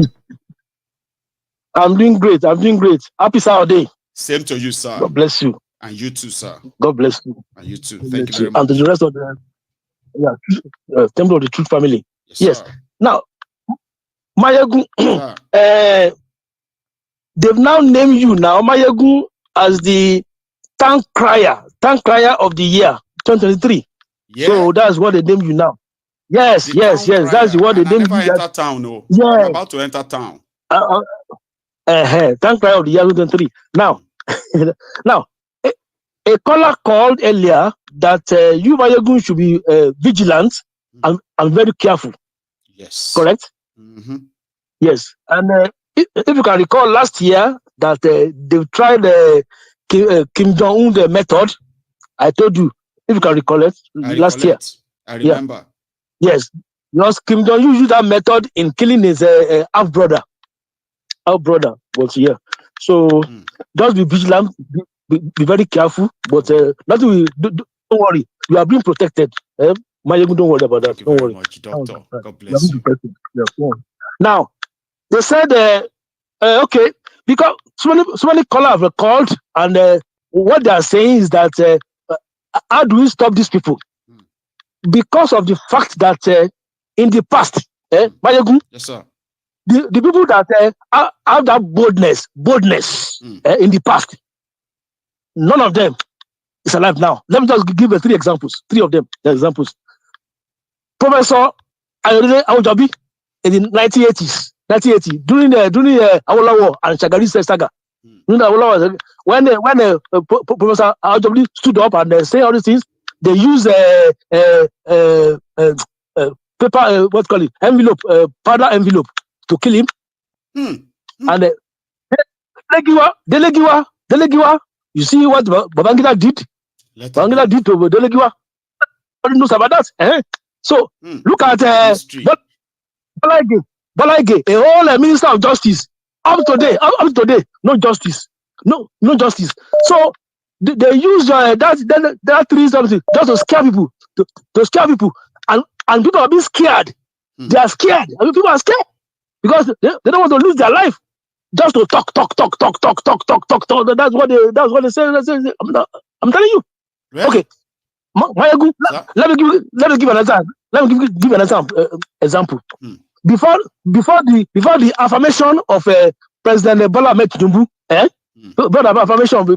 affirmation during that Supreme Court in Nigeria, before they affirm Bola Ahmed Tinubu, you can see that during that time, Tinubu's son Sheyi Tinubu, when he was celebrating his birthday, took the private jet, taxpayers' private jet to just fly around. You see. So when people just talk, they just say, okay, whenever they still have their saliva, that's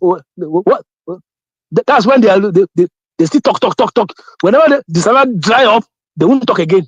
You see.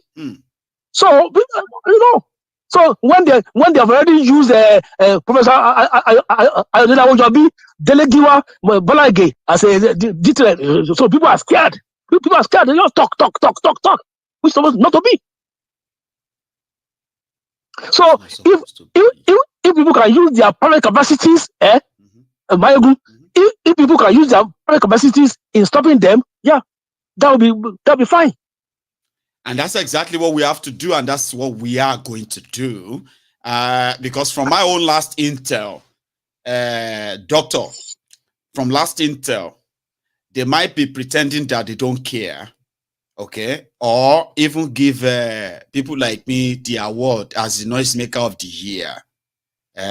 Yes, there is something. Oh, there is something. There is something, and that thing is that they are scared too. Doctor, you know what they want? You know what they want?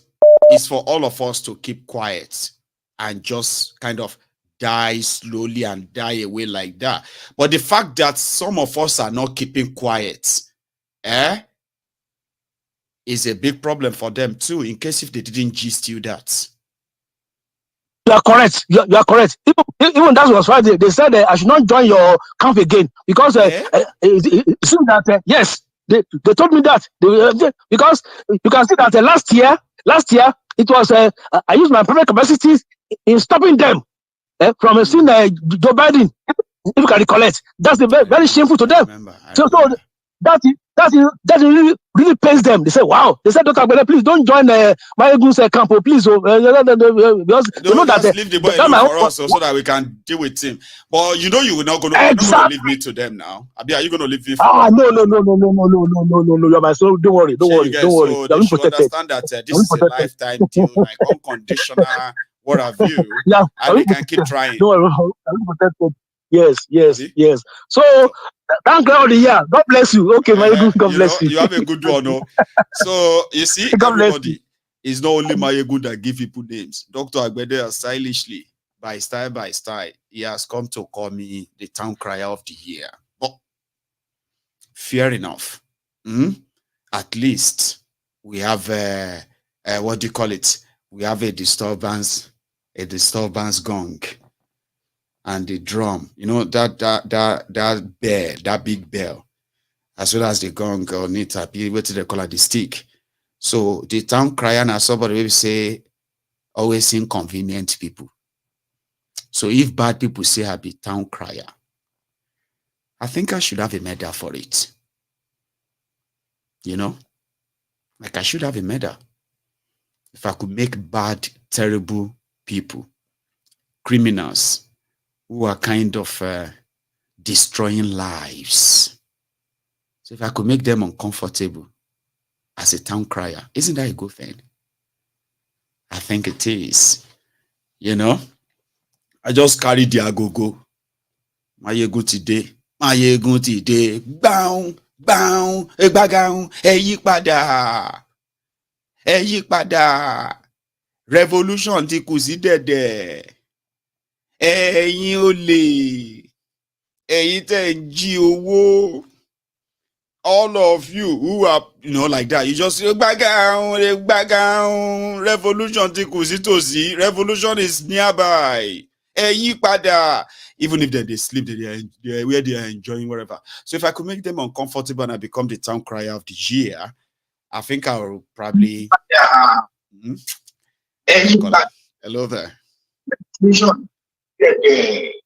You might need to mute the broadcast again, Baba. All of you who are okay, somebody is listening, and that person is also calling in. So I'll take another one. Then you can call back. Okay, here is another caller. Hello there. Hello, brother Maiyegun. Hey, my lady Celia, how are you, ma? I am well, thank you, sir. Great. So, how are you doing today, by the way? Like, here we are again. Well, I thank God. Yeah, we have a drizzle here and there, and the weather is great. Oh, bless you then. Please, go on. Okay, so happy birthday to you in advance. And thank you.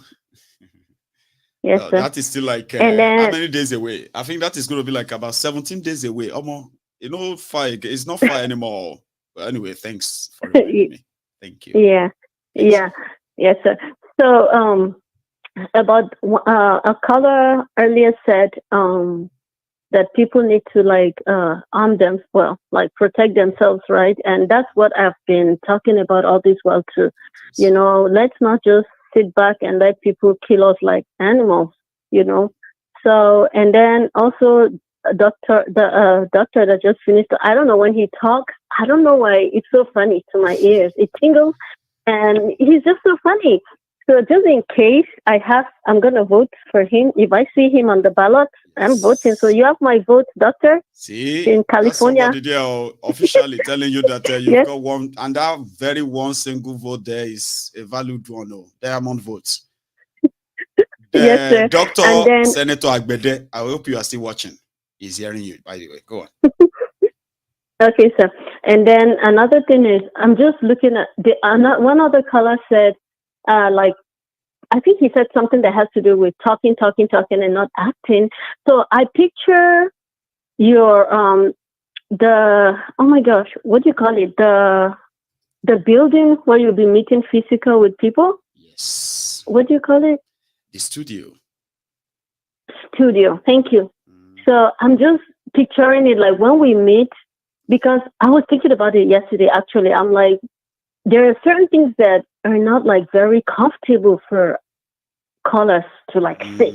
But when we meet, yes, sir. When we meet physically and then talk, there are other You can things begin to talk we'll about be able to planning, talk. and you Come can on. do something called follow up, where Oh my people God. that traveled far and wide to come around and have these chats. They didn't come to just come and see Oh my Maiyegun. God. Now, you know what I told Are you myself as kidding well? me? Why I said, I hope I am lucky enough to really get this done and I get the support I need, right? Is that Yes, sir. I kind of feel like a lot of people, majority of them are watching me right now. They are primary complaint, not majorly complain, but they are kind of the downside to them being Maiyegun's supporter is that they've not been able to speak to me or message me or physically meet me for the past 10 years. Do you get that? So a lot of them believe that all these great ideas they have, all these beautiful ones they have, if they had a chance, and most of them, they develop all these ideas listening to Maiyegun, and they would have one person they can share this with to make sure they kind of bring them to life, and they wish they could share it with Maiyegun. So I've thought about all of this, that if we could achieve all we have achieved in this small space, right, all this while, then there is a lot that can be achieved. There's so many causes that can be pushed. And I'm talking about things that could be felt. Like, people will hear from me, Sha. I'll put it that way. People will hear from me this year. Yes, sir. Yes, sir. And yeah, as you said, planning, and you know, because that's why they're taking us for a ride. Honestly, because we do a lot of talking. Because I mean, what can we do? We're just on social media. We can't do much. And there are so many things People you can take say action. online. You don't want to say them. You know what I said to people? I said people who actually have something to do, they don't tell the world until they have done it. Do you get that? Especially dealing with Nigeria, knowing what we're dealing with is not everything is still. Yeah. So, go on. Oh my God, I just can't wait, and I just pray for the best. And if there's gonna be any stupid Judah among us, fire go catching Nash. I'm telling you, if you're gonna be a Judah, honestly, just stay back. Yes. Because I know that, like, don't lay your hands on somebody. See, we're Nigerians. When we meet and you're a Judah, you're gonna collect right there and then. So there's no chance for nobody. You better be ready for what is coming for you too. I mean, like, you just tell them that, if you come for us, you better be ready for what is coming. Oh, it's actually coming back for you too. And I like that. Well, yeah. So, and the last thing is, I'm so hopeful, and I believe that one day is gonna be one day that I am gonna see you face to face, brother. And that day is counting, and indeed, it's actually a possibility now. You see, this is what everyone can tell themselves now. All right, even if you're not going to have to come to the UK, if I'm going to be in the US, if I'm going to be anywhere, and all of that, I'm just saying, right? But the journey to where I could actually see people physically and have one-on-one chats, where we can indeed exchange contact for the purpose of follow-up on different things. That day is almost here. I mean, I can't wait. Amen. I can't wait myself. Yeah. All right, that's just my contribution, and we appreciate everything you do, sir. Thank you. And you too. Thanks a lot, Anna. You have a good one, okay? That's Cecilia there. You too, bye. We have a chance for something, and that chance is that. Oh, I think I have it. Do I still have a caller there? Are you there? Yes, I'm here. Oh, I good evening, Maiyegun. Good evening, sir. How are you? I'm fine, and you? I am very well. You know, I'm still here, Baba. Thanks for asking. Yeah. Okay, sir. This is a first-time caller. Right. And would you like to tell us your name? Is that right? Or any? Yeah, I've been following your program for some years now. Thank you, Baba. And I'm in Nigeria. In fact, I'm in Abia State. Right. You are the Alex Otti people. Tell me one thing, and I don't want you to use any fancy word or what have you, okay? Is everything we are hearing about Alex Otti when it comes to infrastructural changes and all of that, are they true or they are just social media PR? Don't quote anything, just yes or no. Are they true or they are just PR? They are true. They are true. Because PDP, yes, they are true. They are true, sir. Now, PDP in 24 years has taken our state backward. Backward in infrastructural wise, in everything. In fact, we are like a laughing stock in Nigeria. They just God used him to rescue us. As you can see, when INEC announced him as the winner, you saw what happened now. I saw it. Everybody was jubilating. The passion was too much. And as God is helping him, he's doing his best. Infrastructural wise, he's trying. At least PDP, they were owing salary for years. And now paying of salary is no longer an issue. So we are really, really enjoying his administration, yes. Because you know why I ask you is that people kind of believe that among other states that other people know, one of the luckiest people in the 2023 charade are Abia people. People kind of believe that. Because people believe that in the last 24 years, somehow, all these PDP criminals successfully, right? Looted the state without any challenges from the people until 2023, when the people actually really pushed and they got Alex. So when I heard that, I was like, maybe just be all this, because I do tell them, what I don't see, I don't tell, right? But somehow, I still do tell myself, like, I did probably just overhyping this guy. It's still, I think, so bad that way that Abia people are so joyous that they are singing Julius back to Abia State. That was when I started feeling like, okay, if I have a chance of asking anybody, I'll just ask you, is it true? And I'm glad you confirmed it now. So you guys are lucky. At least. Yes, let me tell you something. Tell us. It's not that people are not pushing. Like for the past 8 years, from 2015 and 2019, actually people voted against PDP, but they manipulated the result. They did not win. I see. In 2019, the same thing. It's just God and the obedient way that helped the people to push through. Because as far as I'm concerned, people have been voting against the government, against the PDP at that particular time. Yes, that is the truth, sir. They just never had a chance of those votes being protected. I see now. I think I get it. Anyway, Baba, thank you so much for that. So you are here. Exactly. The same thing that happened in Nigeria. You see how the charade of election went at the presidential level. You see what happened. People voted their conscience, but they succeeded to manipulate. I know that their manipulation will not last forever. But coming to the topic tonight, I would like us to look into this, because I've been observing things. Especially one of Nigeria's problem that will make us or that will make it difficult for us to come together to form a revolution is this. One of the greatest problems is this. You see religion. Religion has dealt with us. Now, one of the caller tonight say something about the NSAS. During the NSAS, as you can see, the wave of the NSAS was very strong in the South, while the Northern youth exempted themselves. I hope you are getting what I'm saying. I'm following you, Baba. Because the Northern youth exempted themselves, they saw it as the South things, and they did not support the South. Why?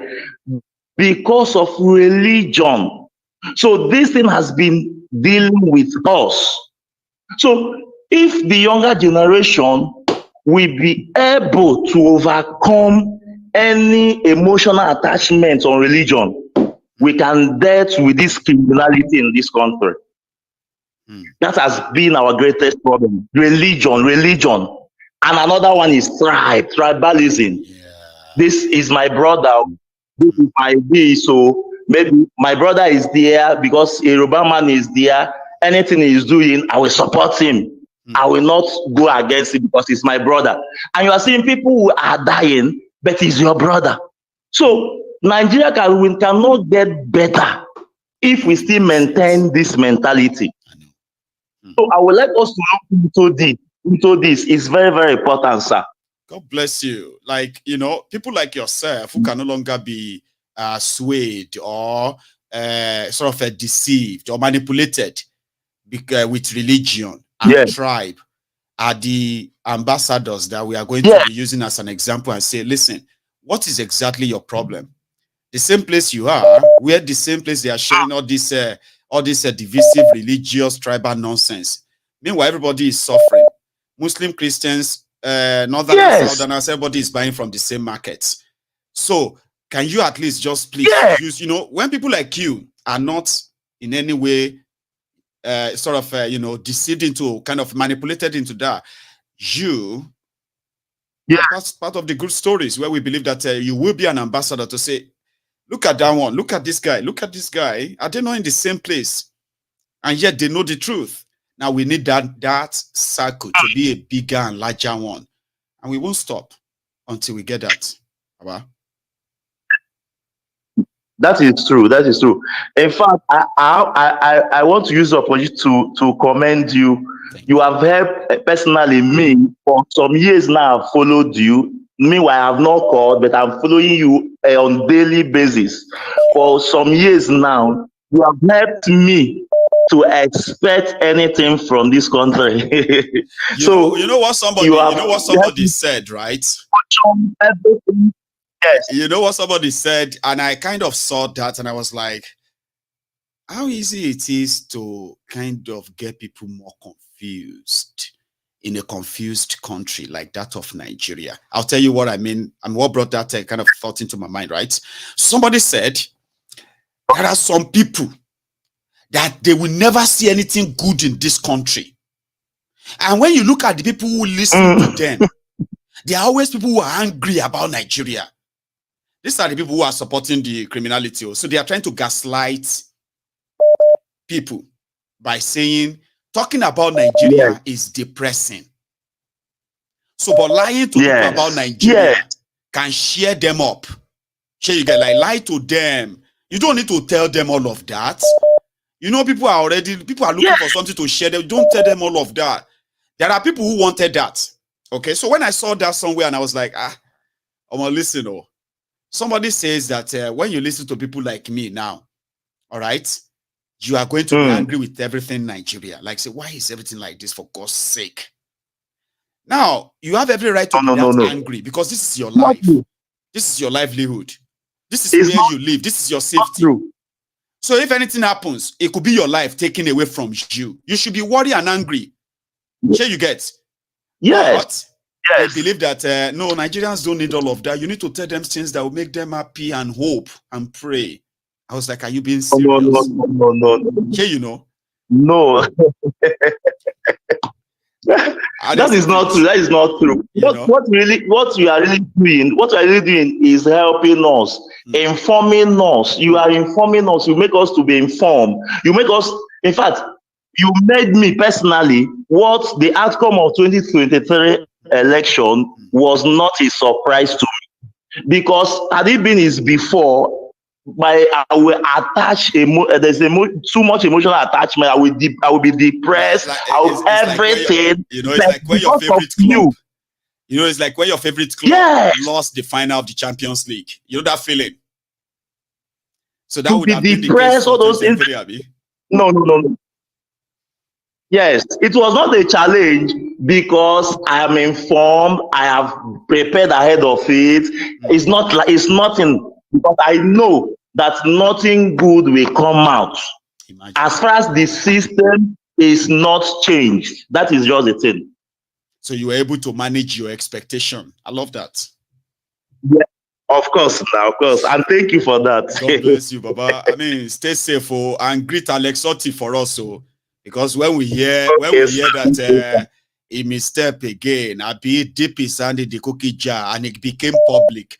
Say now from that, that about you go begin say, oh, Maiyegun don't they drag Alex Otti, or you go support me, because when I have that reason, even those of you who love Alex, you be like, I love Alex and I love Maiyegun, and I know say Maiyegun if he just drag.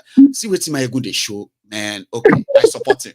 Trust me. So, but it should. They talk anyhow. It should.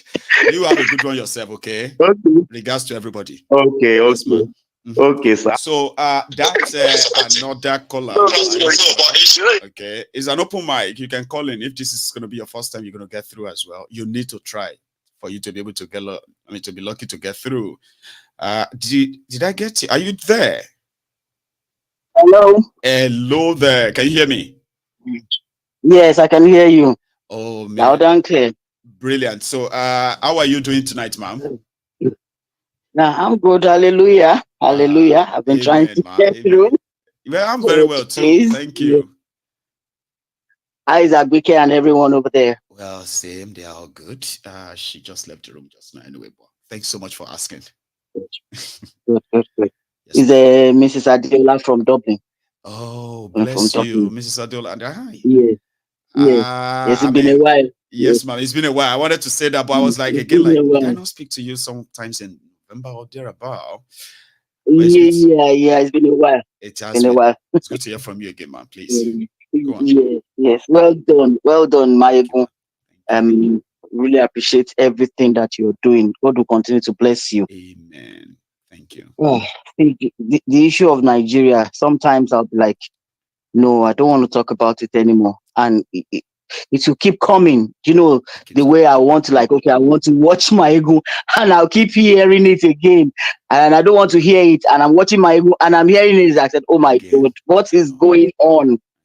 It's a country that I have never seen a place where people have excuse for doing bad things. Honestly. They are doing the wrong thing. You're doing it bad and you have excuse for doing that. I have never seen it in my life. Though I'm a Nigerian, I'm from there, I'm a Nigerian. But since I left there, everything has changed. But the way you expect them to behave, it's not just, no. It's like it's not there. It's always, it's always coming back to, what somebody told me, man? They said, because when I started the MaiyegundsDiary Politico, okay, it was MaiyegundsDiary then. So I was like, I'm going to be keeping the diary of my thoughts here. Yeah. So, and it all started from when I came to the UK, you just look around and you just get so angry. Like, why can't we have this back there? Like, what does it take to build this road? What did it take them to kind of have this? We could have that there. I just get mad with Nigeria and all of that stuff. So somebody who left Nigeria, I think last year, 2023. So it was kind of writing it on Twitter, and he was like, if you leave Nigeria and probably you relocated out of Nigeria, there is no reason for you to for you to pray for the criminals running Nigeria. He said, we have no reason to actually pray for them. We were supposed to be lynching them. That's exactly. How it was. He said we were supposed to be lynching everybody, who appear to be politicians. I was like, that's it. That's how it should be. You know what they say, that if they take all Nigerians, if they allow all Nigerians to just travel outside Nigeria once and go back, they will change Nigeria. I said they won't. You know what I used to say? Yes, I said, let them bring all the Nigerians here and take all of us here, and with the Oyibos, with the Irish, English, take them to Nigeria, let them go and build it, and we'll be here. Let us come and see the way they will behave here. If they will behave, if you have an iota of that stupid behavior, I know. By the time they come back here, when we say the exchange is over, everybody now go back to. By the time Oyibo come back to their country, they won't recognize this place anymore.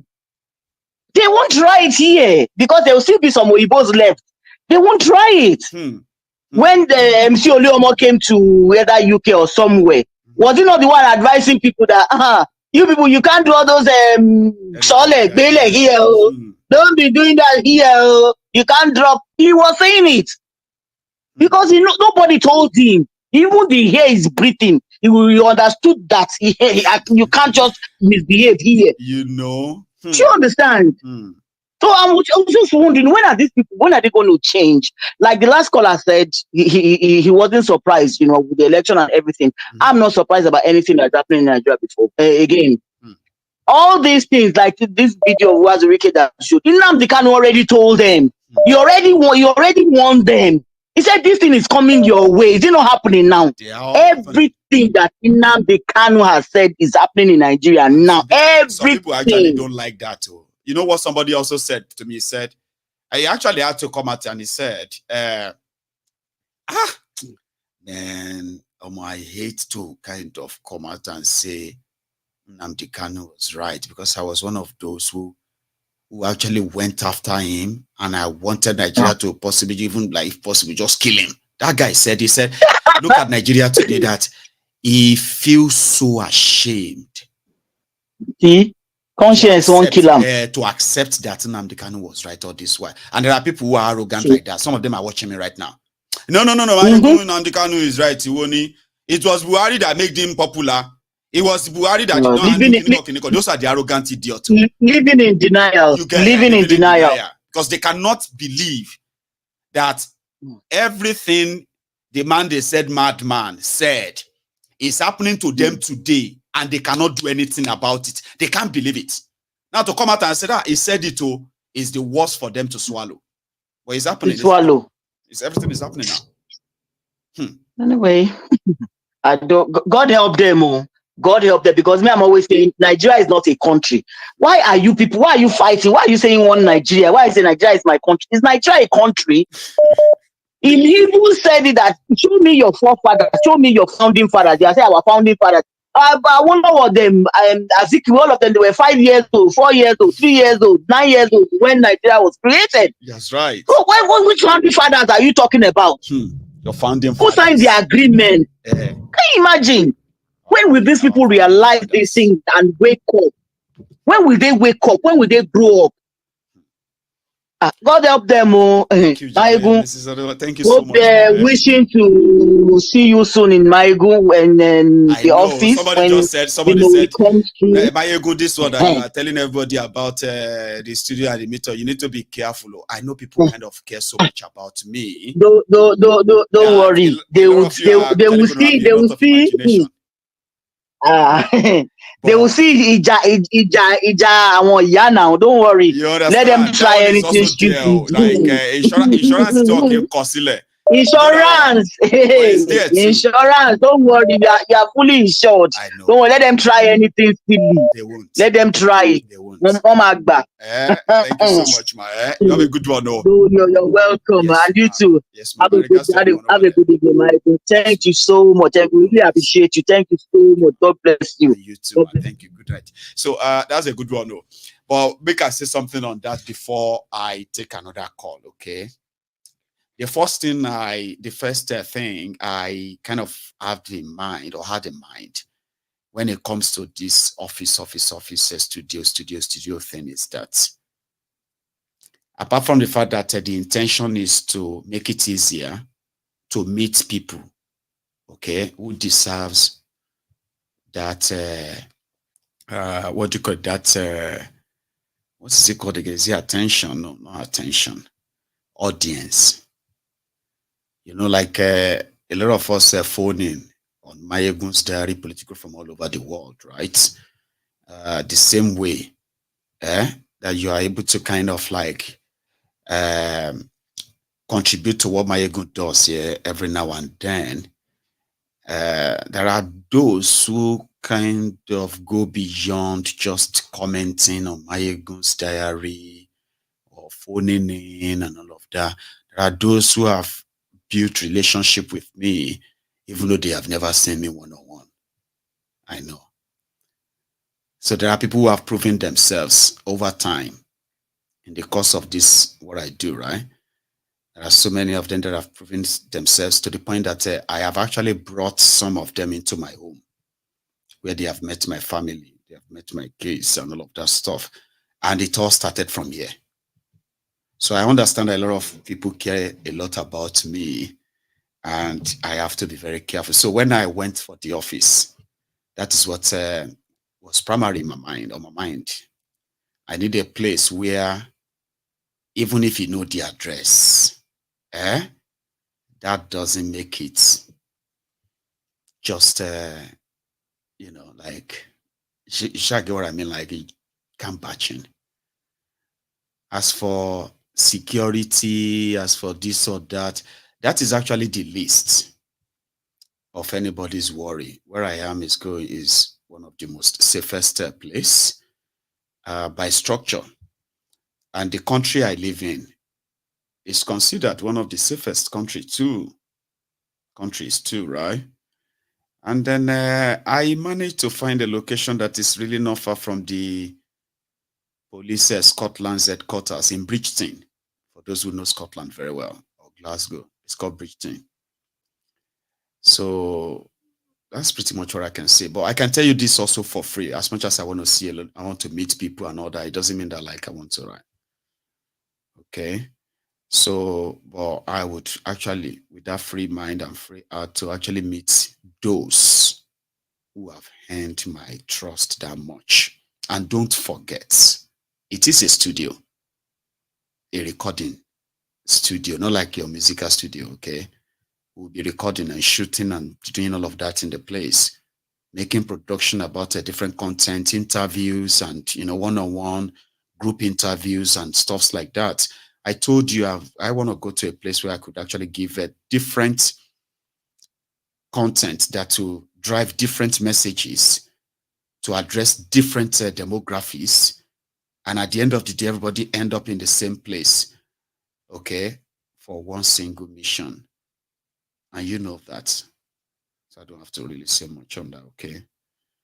So the studio is only for those who have the clearance to come in on invitation. You cannot be, I think I should let you know that, right? You cannot just be passing through Glasgow and say, let me go to that Maiyegun studio. Our studio, let's go there. So you are likely never going to see Maiyegun. That is not how it's going to work. I'm only saying this like to reassure those of you who are talking about my safety and security. So in the studios, it doesn't mean that it's like, you know, I'm in the studio, everybody here come. Maiyegun, I just came around to come and see my friend in the corner there. And I was, Maiyegun studio is not far from here. I said I should come and see you. It's likely not going to work that way. Okay, I'm just saying. So to my friends, I would say, do not fear anything, okay? This is the UK. I'm not in Lagos or in Abuja or in Accra or anywhere near where you should be worried for me. So another more that's going to happen. And I don't want you to kind of start worrying for me, all right? Because I'm going to put myself out there. I'm going to meet people outdoor too, engage them and all of that stuff. So I don't want you, the brethren, to begin to feel worried that Maiyegun is safe by I am. And let's see, can you hear me? Are you there? Mo kúkú wà níbí mo ń dúró de ìgbà ló máa pè mí là. Kábíyèsí o, bàbá. How are you, sir? Ẹ pẹ̀lẹ́ o. Yes, sir. Ẹ kú dìbé ìwà o. Àwa nìyẹn o. Ọlọ́wọ́ á wà pẹ̀lú yín ní gbogbo ọ̀nà. Àṣẹ bàbá. Gbogbo àwọn lèmi bẹ̀rù kí Maiyegun máa jáde. Bí Maiyegun ò bá jáde káàtì máa gbòòrò Maiyegun. Òun ló lá gbogbo wa létí ká là wá lóye. Ẹ bá àwọ́rí Ọlọ́run bẹ pẹ̀lú Maiyegun. Bẹ́ẹ̀ ni o, bàbá bá ń wí fún ọ. Bá ń wí kò wọ́n. Ó ti pẹ́ láti gbọ́ ọ̀rọ̀ àwọn èèyàn wa náà léléyé wa kán gbọ̀nà Benin Republic. Ṣe fún wa ní update yẹ because ṣe mọ̀ bí. Níwòye ọdún tó kọjá òun ni a padà make contact pẹ̀lú wọn. Àwọn tí wọ́n kúrò ní Pobẹ, àwọn tí wọ́n kúrò ní tọ́sá kúrò ní Yewa tọ́sá sí Pobẹ. So ngbà tá a máa dé Pobẹ after so many wàhálà Yoruba Union. Bàtà dé Pobẹ wọn ti pín sí méjì. Àwọn kan ti padà sí Yewa yẹn ṣùgbọ́n kì í ṣe ìlú wọn lọ padà sí wọn lè padà sí ìlú wọn. Wọ́n ti lọ bí refugee láwọn ìlú tó next sí wọn. So àwọn kan ti rìn wọnú Benin. Wọ́n ti kọjá Pobẹ.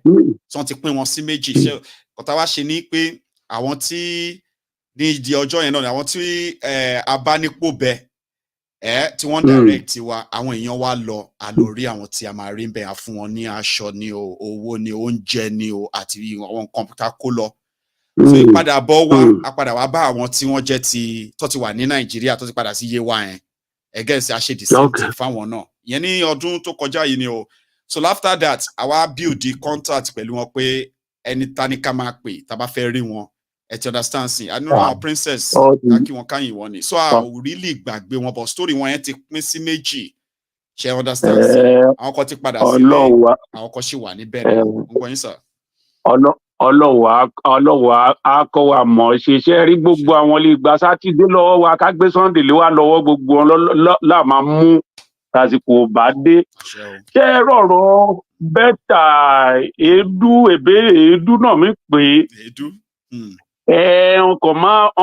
Ọkọ̀ máa fìyà yẹ jẹ èédú là tóró kárẹ̀ òun ká ẹ pẹ̀lú wọn ṣé àwọn kan wà ló ṣe pé wọ́n ti pinnu láyé wọn pé àwọn máa jó lórí burúkú là ló bá láàjọ ìní wọn ẹlì ìbẹ́pẹ̀ṣù jẹwu òkè ẹ máa lo síbílì ìgùn là ò lo síbílì ìgùn là ò ló gbéra ẹ kémi juwó kiri lórí tẹlifíṣàn.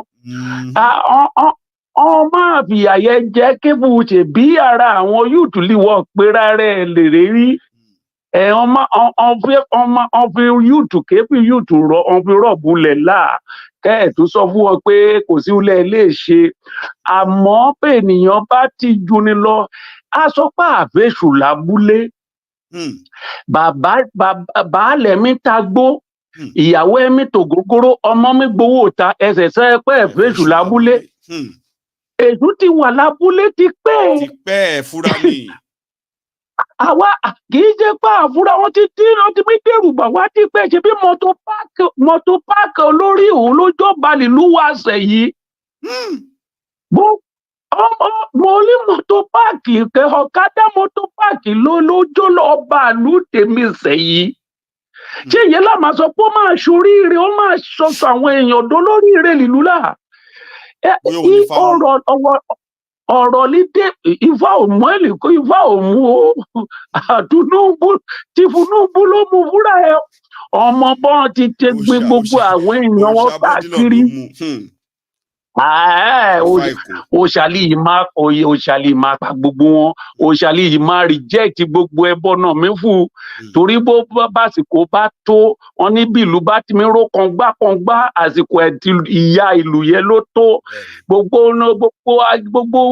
náà ṣe lílé fi jóná gbogbo ẹ ló máa tú sépo torí kò sẹ́lì lè fìyà jẹ wá bọ́n ṣe fìyà jẹ wá lè gbà ẹ ká ní 1992 kọ́ ni kó wà lọ sí àárín òru kẹ́ni ká máa kọrin dáàdì mọ́mì àgbálájọ bí ni ẹ dìbò fún gbàlá àṣetán pọ̀pọ̀pọ̀ aláta náà kò lè wà lọ́wọ́ ṣe rí gbogbo ọ̀n tí mi fìyà yẹ jẹ wá ti pẹ́ àtìgbà ní tí ìdìbò gbé yìí ní stop àti ìdìbò àmì ìdìbò lájégúnlẹ̀ ìgbà yẹ on the me announce ìbò yẹ lórí rédíò rí bí láàjókòó sí kélé àmì ìdìbò àtìgbà ẹni ìdìbò mọ pé èmi ò tí ìdìbò mọ ìbò láàzọ pé àmì ìdìkan èmi announce ìbò líbí láàjókòó sí jẹ́ mọ̀ bọ́ ti pẹ́ náà tí bíbí ìyàyẹ jẹ wá.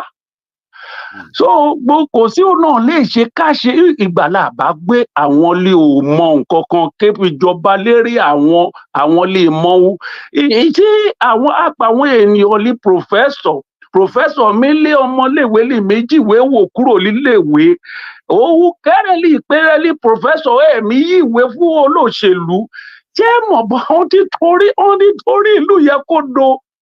tó gbogbo làmì sọ yìí kọ́ lọ́wọ́ fún wa lórílẹ̀‐èdè wa láàká kó wa káàlẹ̀ ìtorí gbogbo èdèkó èdèkọ́mù yìí náà ti fi gba gbogbo èdè wa àlẹ́ ìsàwórì sẹ́yìn bẹ́ẹ̀ bá dé kó kò síbílẹ̀ tí máa ṣàwórì èdèkó èdèkọ́mù ní gbogbo àmì sọ àmì èdè wa láti padà èmi dúró lórí ẹyọ kan yẹ o a máa tètè wá padà. lára àwọn nǹkan tí a máa ṣe nígbà tí kí la ti pè tí studio wa yìí bá ti ṣe tán tó ready tán nìyẹn o irú àwọn variety tá à ń sọ nìyẹn o ṣẹgẹsì dé pé a lè ṣe program Yorùbá kí n gbé àwọn èèyàn tí mo mọ̀ pé a lè jọ jíròrò lórí ọ̀rọ̀ ilẹ̀ ìtẹ̀síwájú Yorùbá bá ṣe máa ń ó ti yẹn sìn physically táwọn èèyàn á dé wọlé. èyí kàn sí mi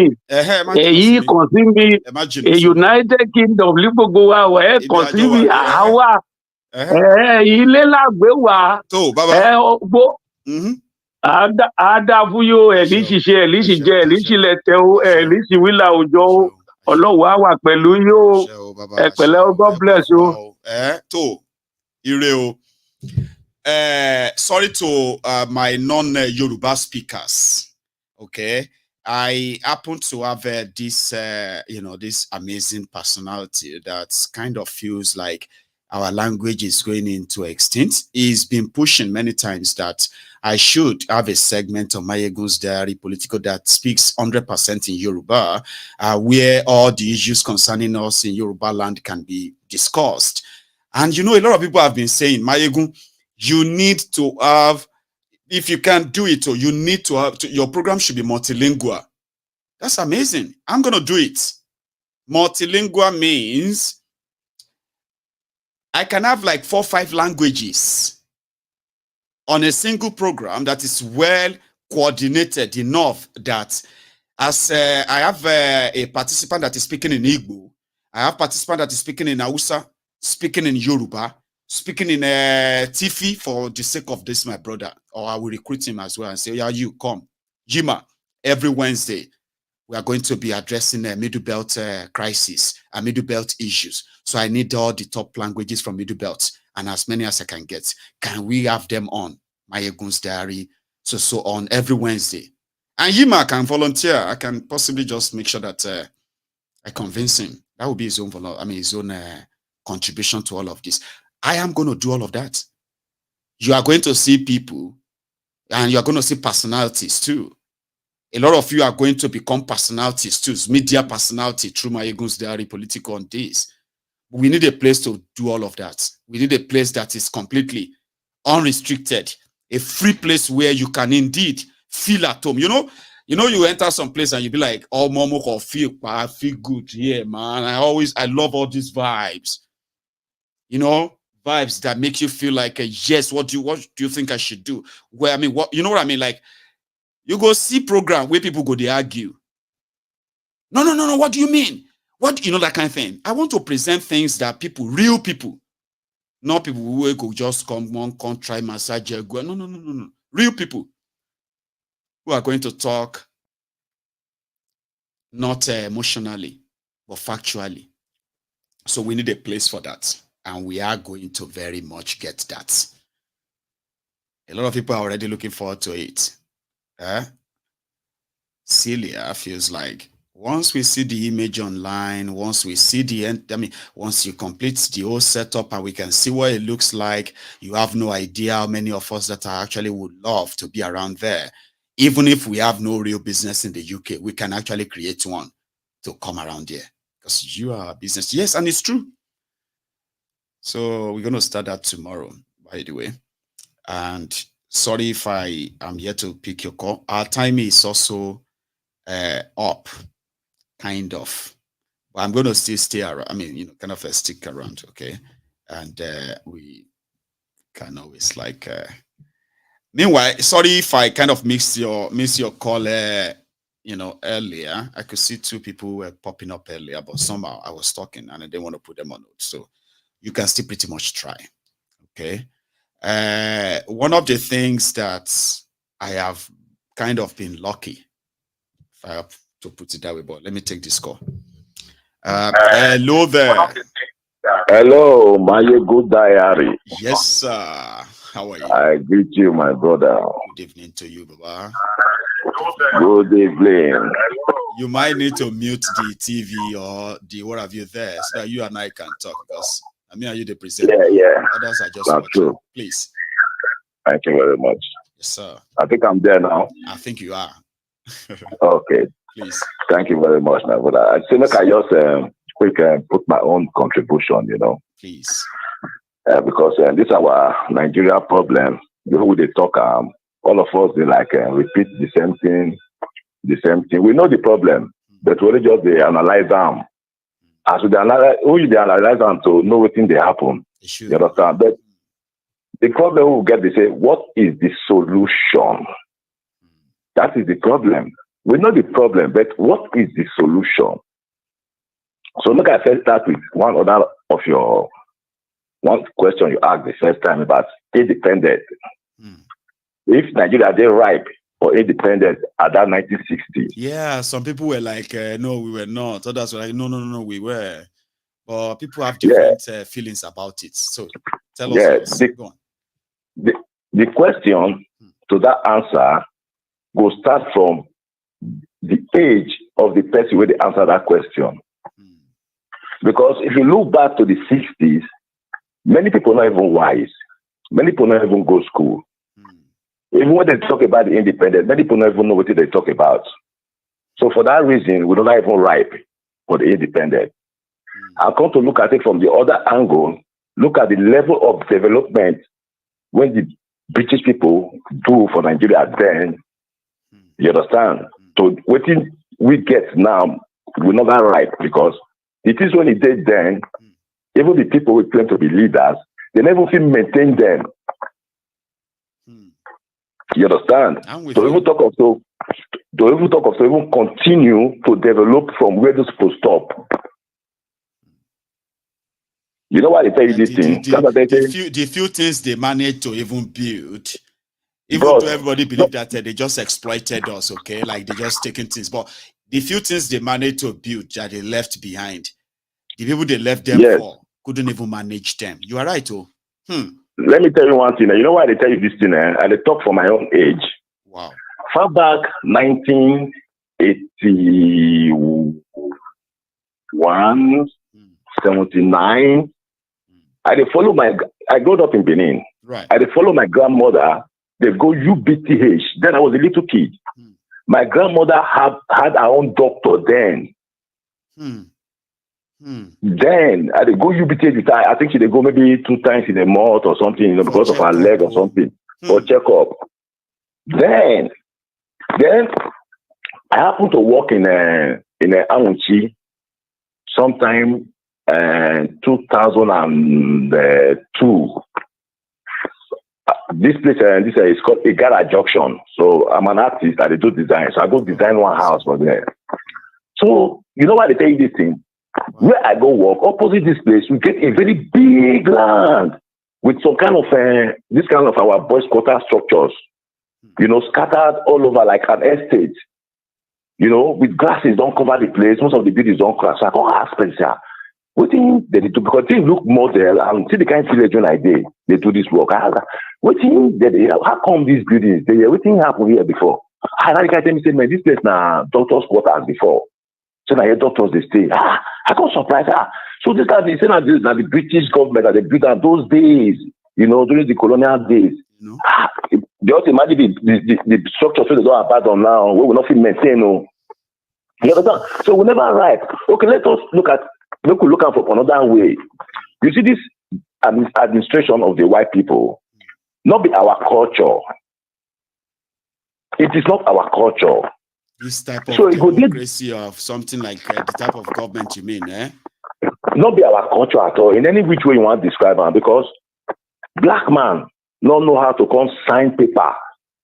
Say, okay, let us agree with something. Now, this we agree for, we come sign paper. We not be waiting and teach us. Now, they come to teach us, say, you need to know these things. And in the process of teaching us these things, they disorganize us with one condition, like, look at the way they say they come to Africa the first time. They say they came as missionaries. Okay, why would they accept them as one? When they come, they will not they work. Now we don't get office. I want to go and feed our families, live happy life. Everybody they happy, children play. Everybody they happy. Parents stay together. A father go meet other fathers, maybe drink, gist, and talk about to take care of their family.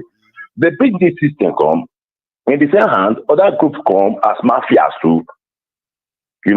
Before they can start this slavery and so on. In the process of slavery, they disorganize many of us. Many of us won't come up for our communities. You understand? Now that they try to free us from the slavery, will they get our independence and everything? How do you think that this will be organized? Okay, let us talk about election. I just want to touch on this little bit because of time. How you they pick your points like that one by one? Go on. We'll talk about election now. We'll talk about election. Who the people who they read the elect? Would they elect leaders or would they elect a kind of I cannot call it representative. Would they elect a kind of a figure? That is, would they elect people who want to make it popular? That's my guy, now this man, I go win. We don't know before, we don't care to know what they go do. But we just like maybe the kind of car when they drive, or maybe the way they do it things, we just like them. Like we want to make it rude. Or in fact, they share bag of fries pass, or they meet boys for bar, they buy drink for them, or those, in fact, we want. People will just die to make sure say they want to make it enter there. But after you enter there, what is the purpose of entering that place? Nobody they ask themselves now and say, sorry, why did we say we voted for him the last time? So say, I don't even remember. I think it's because it's popular. Say, let me tell you, promise us again. They say, I can't even remember his manifesto. Oh, let me tell you, this is not the African culture, because we don't know say government supposed to be do things. In fact, government now worker for us. Now they're our own workers. We don't understand them that way. We just look and say, okay, take a Tinubu for example. When Tinubu they campaign, they call him polio van. Okay, Tinubu don't enter power now. Where the polio van? I think they can feed Nigerians now. I think they say get money. Now they say, okay, we money get that. They can bring a come out and take people because at that money they take deceive the people. They borrow Nigeria the money safe, so that at least Nigeria go not debt and everybody go be less in debt. Inflation go come down. People go feel kind of start business and others go feel see job. And people go feel shop. You are right, too. But no, they are not bringing out their money. You understand? Okay, but they didn't get money now. They borrow more money. Tell us, saying get money. Okay, make I come back to like somebody like Wazirike. I see when you show the video. Go on. You understand? Wazirike now, you see the low key voice when it comes to the talk, like a gentleman. The same ones. You understand? You understand? This time somebody don't stand, we know it right. Stand to fight even before Nnamdi Kanu come out. But because he go prison small, he sees more money, he kick back. He bring the voice down. Now they climb on that voice when he brings down now. Like what Nnamdi Kanu talk. If you serve Nigeria or you play with Nigeria, Nigeria must happen to you. You will come back in regret, he said. You understand? Okay, like the other you say, now what can we do for him? That's what came to my own mind. Like, okay, no, okay. Now the same, they don't demolish your house. Waiting what we will do. The same Uzodinma will demolish a house. We'll come back to our youth.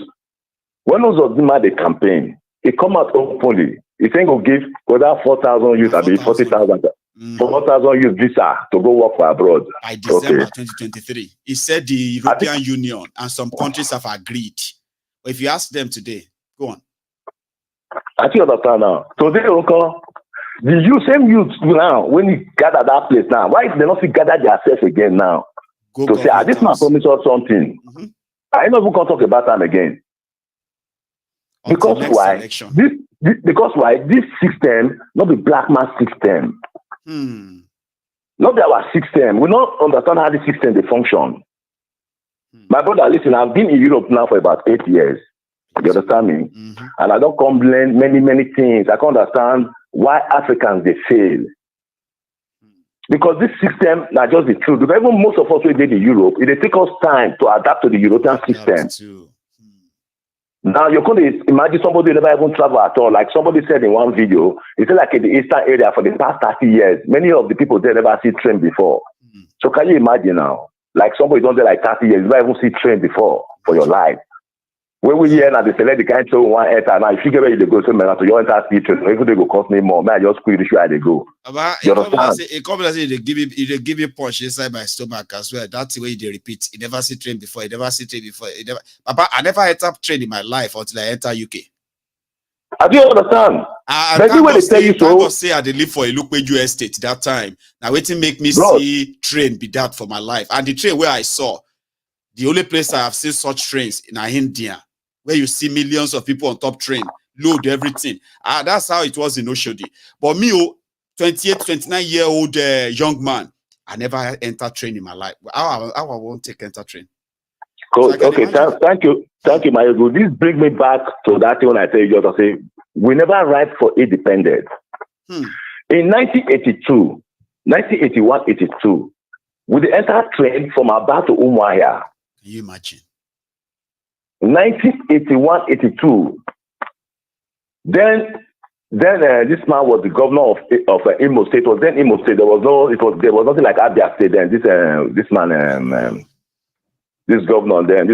popular governor, they always talk about his name. The name just escaped me. No, not Okpara. After I want to Mbadiwe or something. Mbakwe was the governor. Yes, was the governor. By then, they get a house they stay for Abba then. They go office for Owerri. Now for a compound, inside the compound, now they go to fetch water in the morning. Because the compound was at the back of my school. Now inside the compound, they go to fetch water in the morning. This time when I say so, Maiyegun, for that area, we get PZ company for that area. We get one other company where they make soap there for that area. You understand me? By then, as kids, we they go there because those companies they make soap, we get some section of the where they dispose their water. The water they boil water where they run to the stream. There's a stream nearby there. You understand? So I decided to pick them. By then, if you see those areas as a kid, I cannot really remember the names of those companies. But there were a lot of companies in that area then. You see trailers everywhere. Like you see like those things you see in Europe.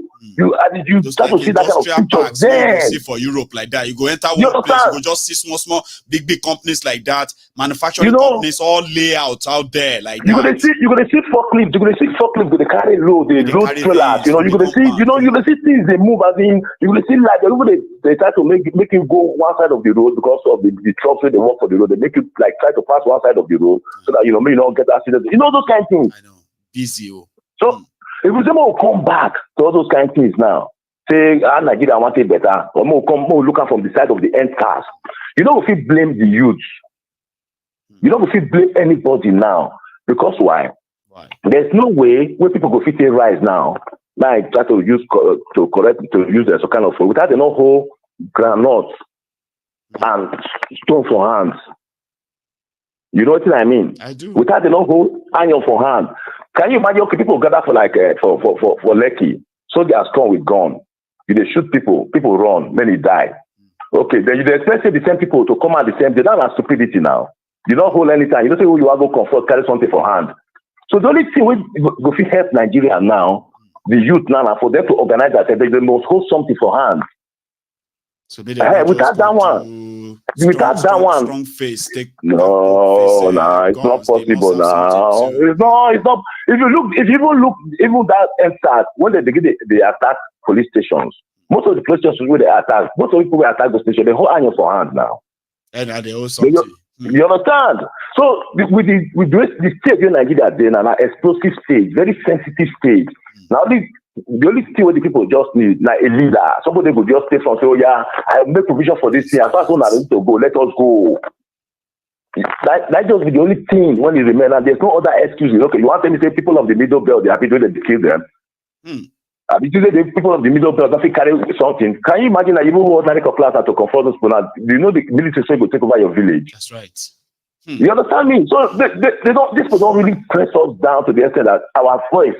Even okay, now I ask one simple question: if you want to mobilize, now can you mobilize anything in Nigeria and say maybe you want to gather youth in Nigeria? Is it possible? Well, it's not been possible. It's not possible. The only way they can conquer Nigeria. It's not a straightforward thing to do.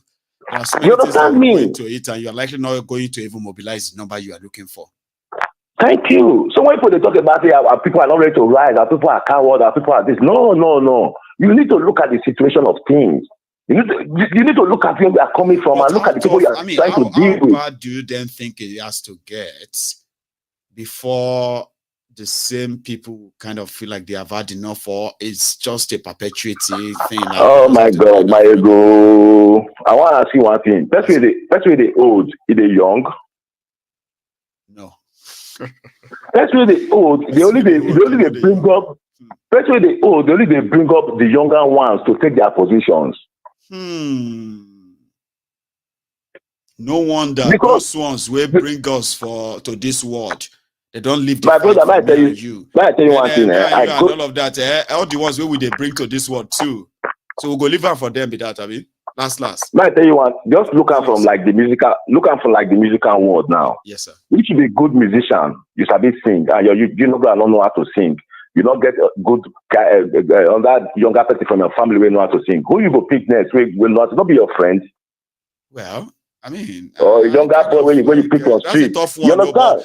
Because if I have to give you my own answer, I would rather go for competence. So, like for now they talk that you pick a competent guy, maybe but not be your relative. But if you bring him up, you are going to bring him up in your own lifestyle. You bring them up in your musical, even if your own kind of tune, they're different from your own. But you could bring them up in a way when they say, you go feel they win contract. If they show business, you go feel they do, you go feel they win a lot of concerts to just the way they win concerts. That makes sense. I think I get you now. It's pretty much like me being a musician and all of that. And then I've got a family member who is also kind of aspiring and all that. And I have a chance of, you are right. I would want to give her such a chance too. You understand? So now they say the other one can never get younger. These guys, they don't already get click of mafias. They don't have to protect. Okay, tell me why Buhari is not pro Jonathan. Okay, tell me why Tinubu not go pro Buhari. It's called desperate decor.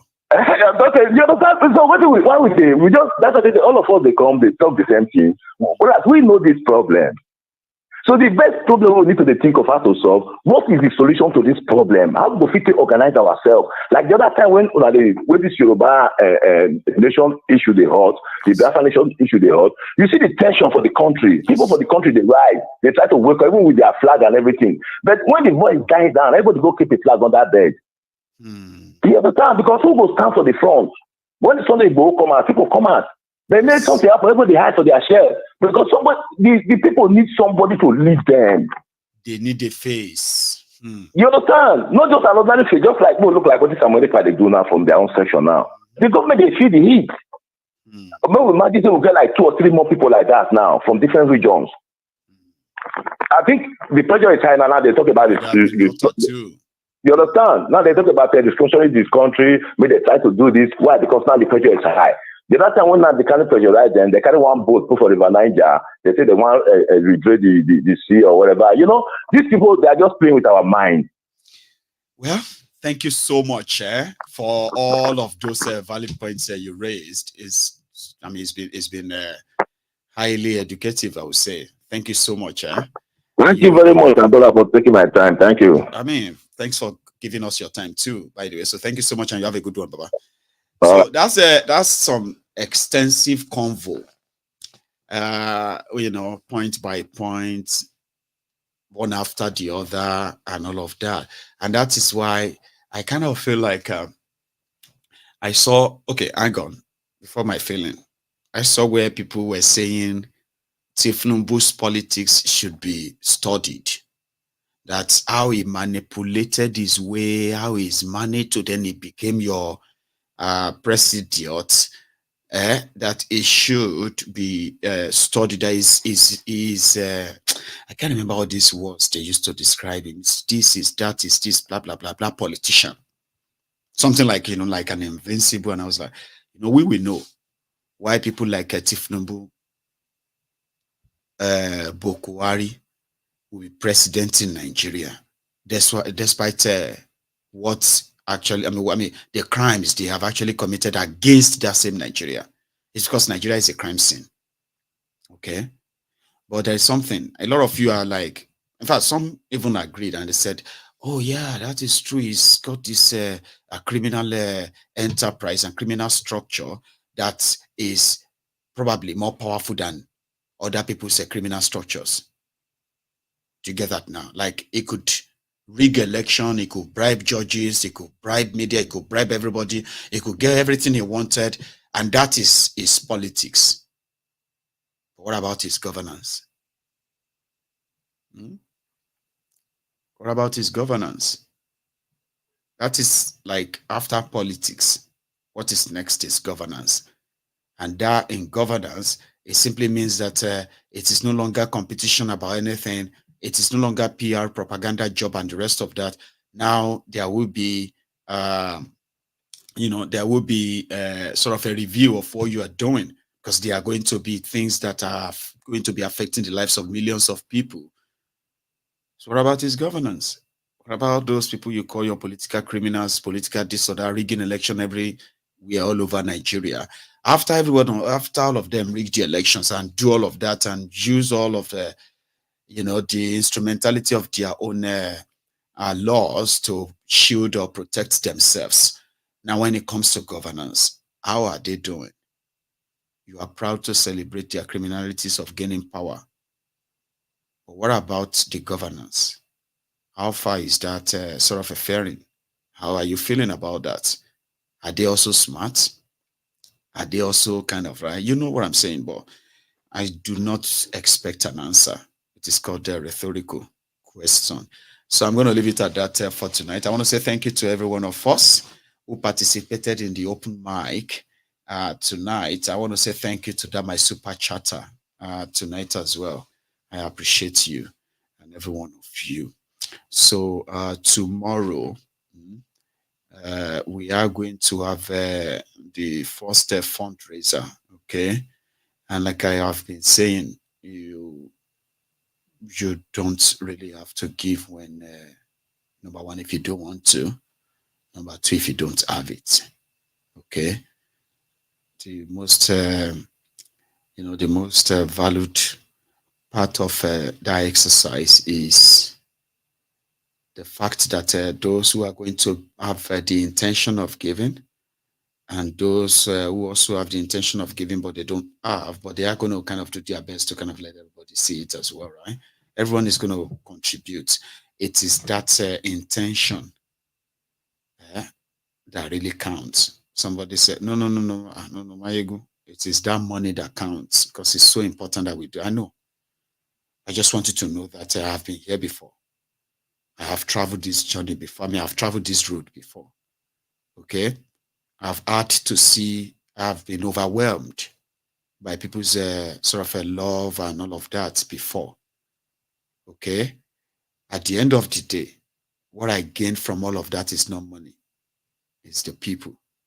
The people that kind of like trust Maiyegun so much. And, like these days, people could call in and say, Maiyegun, thank you so much for what you do.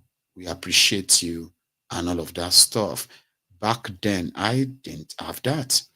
It was your support that actually gave me all of this to this point, whereby we could communicate. We just want to take it a bit, kind of a little bit, nudge it forward a bit. And I kind of will believe that it is done.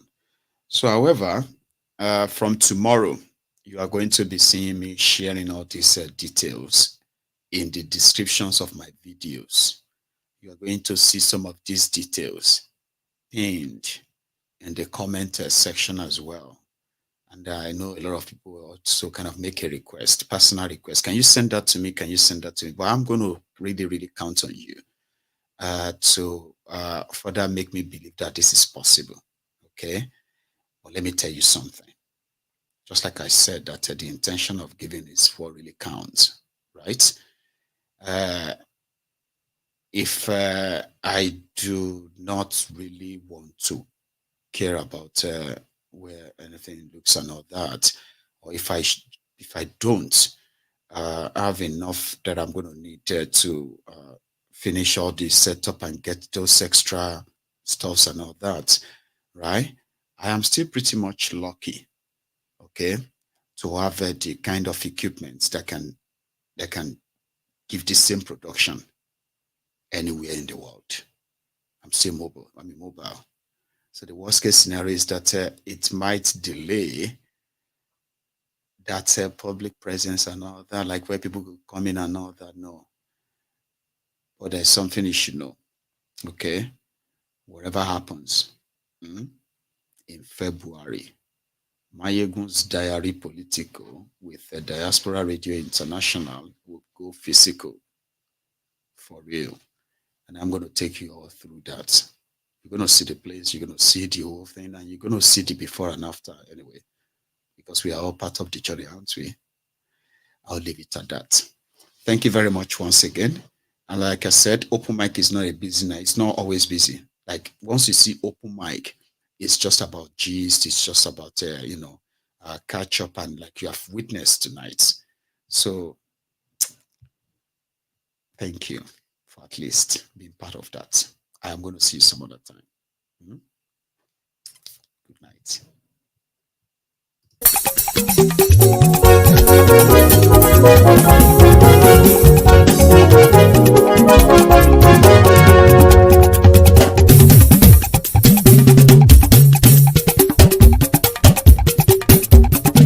Maiyegun làwa mọ̀ làmọ̀ tó dòdòdò.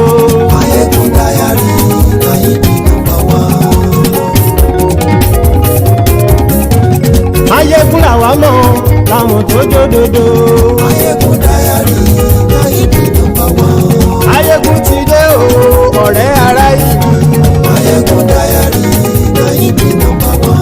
Lórí Facebook, lórí YouTube. MaiyegunDiary Nayibi #1. Gbogbo bó ṣe ń lọ ni Maiyegun já wa sí. MaiyegunDiary Nayibi #1. Àṣírí ọ̀jẹ̀lú kì í bò níbẹ̀ o. MaiyegunDiary Nayibi #1. Bó bá ṣe eré àní Maiyegun máa wí. MaiyegunDiary Nayibi #1. Ó sì tún ṣe eré wàá gbọ́ níbẹ̀ o. MaiyegunDiary Nayibi #1. MaiyegunDiary Diary Politico. MaiyegunDiary Nayibi #1.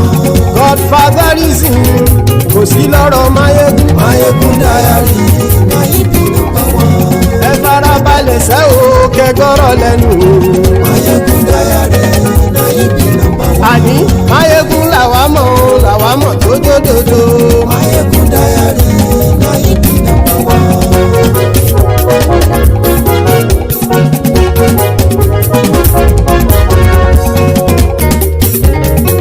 Àní ẹ̀sùn rákì. Maiyegun ti dé. Maiyegun ti dé. Ọ̀jẹ̀lú ẹ̀sùn rákì. Maiyegun ti dé. Àní ẹ̀sùn rákì. Maiyegun ti dé. Lórí Facebook. Maiyegun ti dé. Àní ẹ̀sùn rákì. Maiyegun ti dé. Lórí YouTube. Maiyegun ti dé. Àní ẹ̀sùn rákì. Maiyegun ti dé. Ọba bá gbé wúrẹ́. Maiyegun máa wí. Àní ẹ̀sùn rákì. Maiyegun ti dé. Ijó ìgbádìyẹ. Maiyegun máa wí. Àní ẹ̀sùn rákì. Maiyegun ti dé. Pẹ̀sìdó bá rúfin o. Maiyegun máa wí. Àní ẹ̀sùn rákì. Maiyegun ti dé. Kí gómìnà kówó jẹ. Maiyegun máa wí. Àní ẹ̀sùn rákì. Maiyegun ti dé. Ọlọ́pàá tí ń darí bá. Maiyegun máa wí. Àní ẹ̀sùn rákì. Maiyegun ti dé. Aṣòfin tí ń rúfin o. Maiyegun máa wí. Àní ẹ̀sùn rákì. Maiyegun ti dé. Òkúra olóṣèlú. Maiyegun máa wí. Àní ẹ̀sùn rákì. Maiyegun ti dé. Ọ̀jẹ̀lú ẹ̀sùn rákì. Maiyegun ti dé. Àní ẹ̀sùn rákì. Maiyegun ti dé.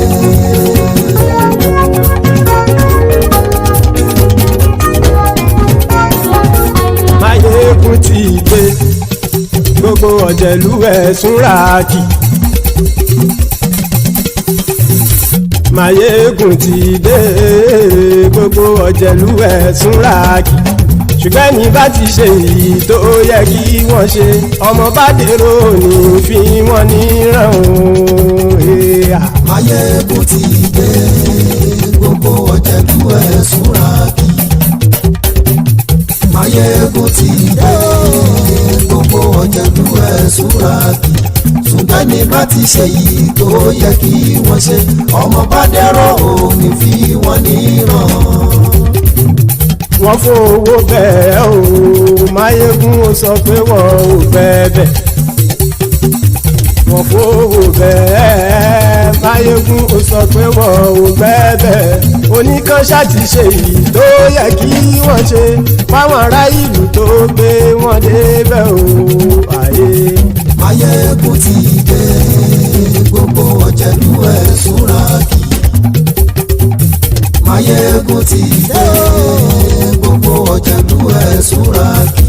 Ṣùgbọ́n ní bá ti ṣe yìí tó yẹ kí wọ́n ṣe ọmọ bá dẹ́rọ̀ ò ní fi wọ́n níran. Kì máa yí ṣe eré ọ̀rọ̀ yìí kì í ṣe ẹ̀fẹ̀. Kì máa yí ṣe eré ọ̀rọ̀ yìí kì í ṣe ẹ̀fẹ̀. Ẹni bá ti lè lẹ́bọ̀ lẹ́rù o ọmọ bá dèrò kàṣàyè tú wọn síta. Maiyegun ti dé gbogbo ọ̀jẹ̀lú ẹ̀ súnra kì. Maiyegun ti dé gbogbo ọ̀jẹ̀lú ẹ̀ súnra kì. Ṣùgbọ́n ní bá ti ṣe yìí tó yẹ kí wọ́n ṣe ọmọ bá dẹ́rọ̀ ò ní fi wọ́n níran. Tẹnitẹni ọmọ Maiyegun ọ̀rẹ́ ara ìlú mọ̀mọ́ ni mo fọlọ́run ṣọ́ ẹ̀ bá kìlẹ́bù. Lóòótọ́ olódodo ìlú ọ̀tá ìlú mọ̀mọ́ ni ìwọ ṣá máa ń ṣọ́ra kò sì mọ́ bẹ̀rù. Bọ́tà ń lè rí bóníṣègùn lé káwọn mọ̀mọ́ fi ṣera wọn ni ó ti dẹrùn tí wọn ò gbọ́dọ̀ sè mọ́bẹ̀. Èèpo ọ̀bọ̀ lọmọ bá dérò tàjẹ́ ò gbọ́dọ̀ jẹ́ ó ti jọba lórí àbínú ẹni kò sì mọ́ bùyà. Àìsíwọ́lu ní ẹnìkẹ́ ìgbódì ẹyin lábàrá o ó kó ẹni tó bá dán o àkàmù. Maiyegun ti dé gbogbo ọ̀jẹ̀lú ẹ̀ súnra kì. Maiyegun ti dé gbogbo ọ̀jẹ̀lú ẹ̀ súnra kì o. Ẹni bá ti ṣe yìí tó yẹ kí wọ́n ṣe ọmọ bá dèrò òní fi wọ́n níran o.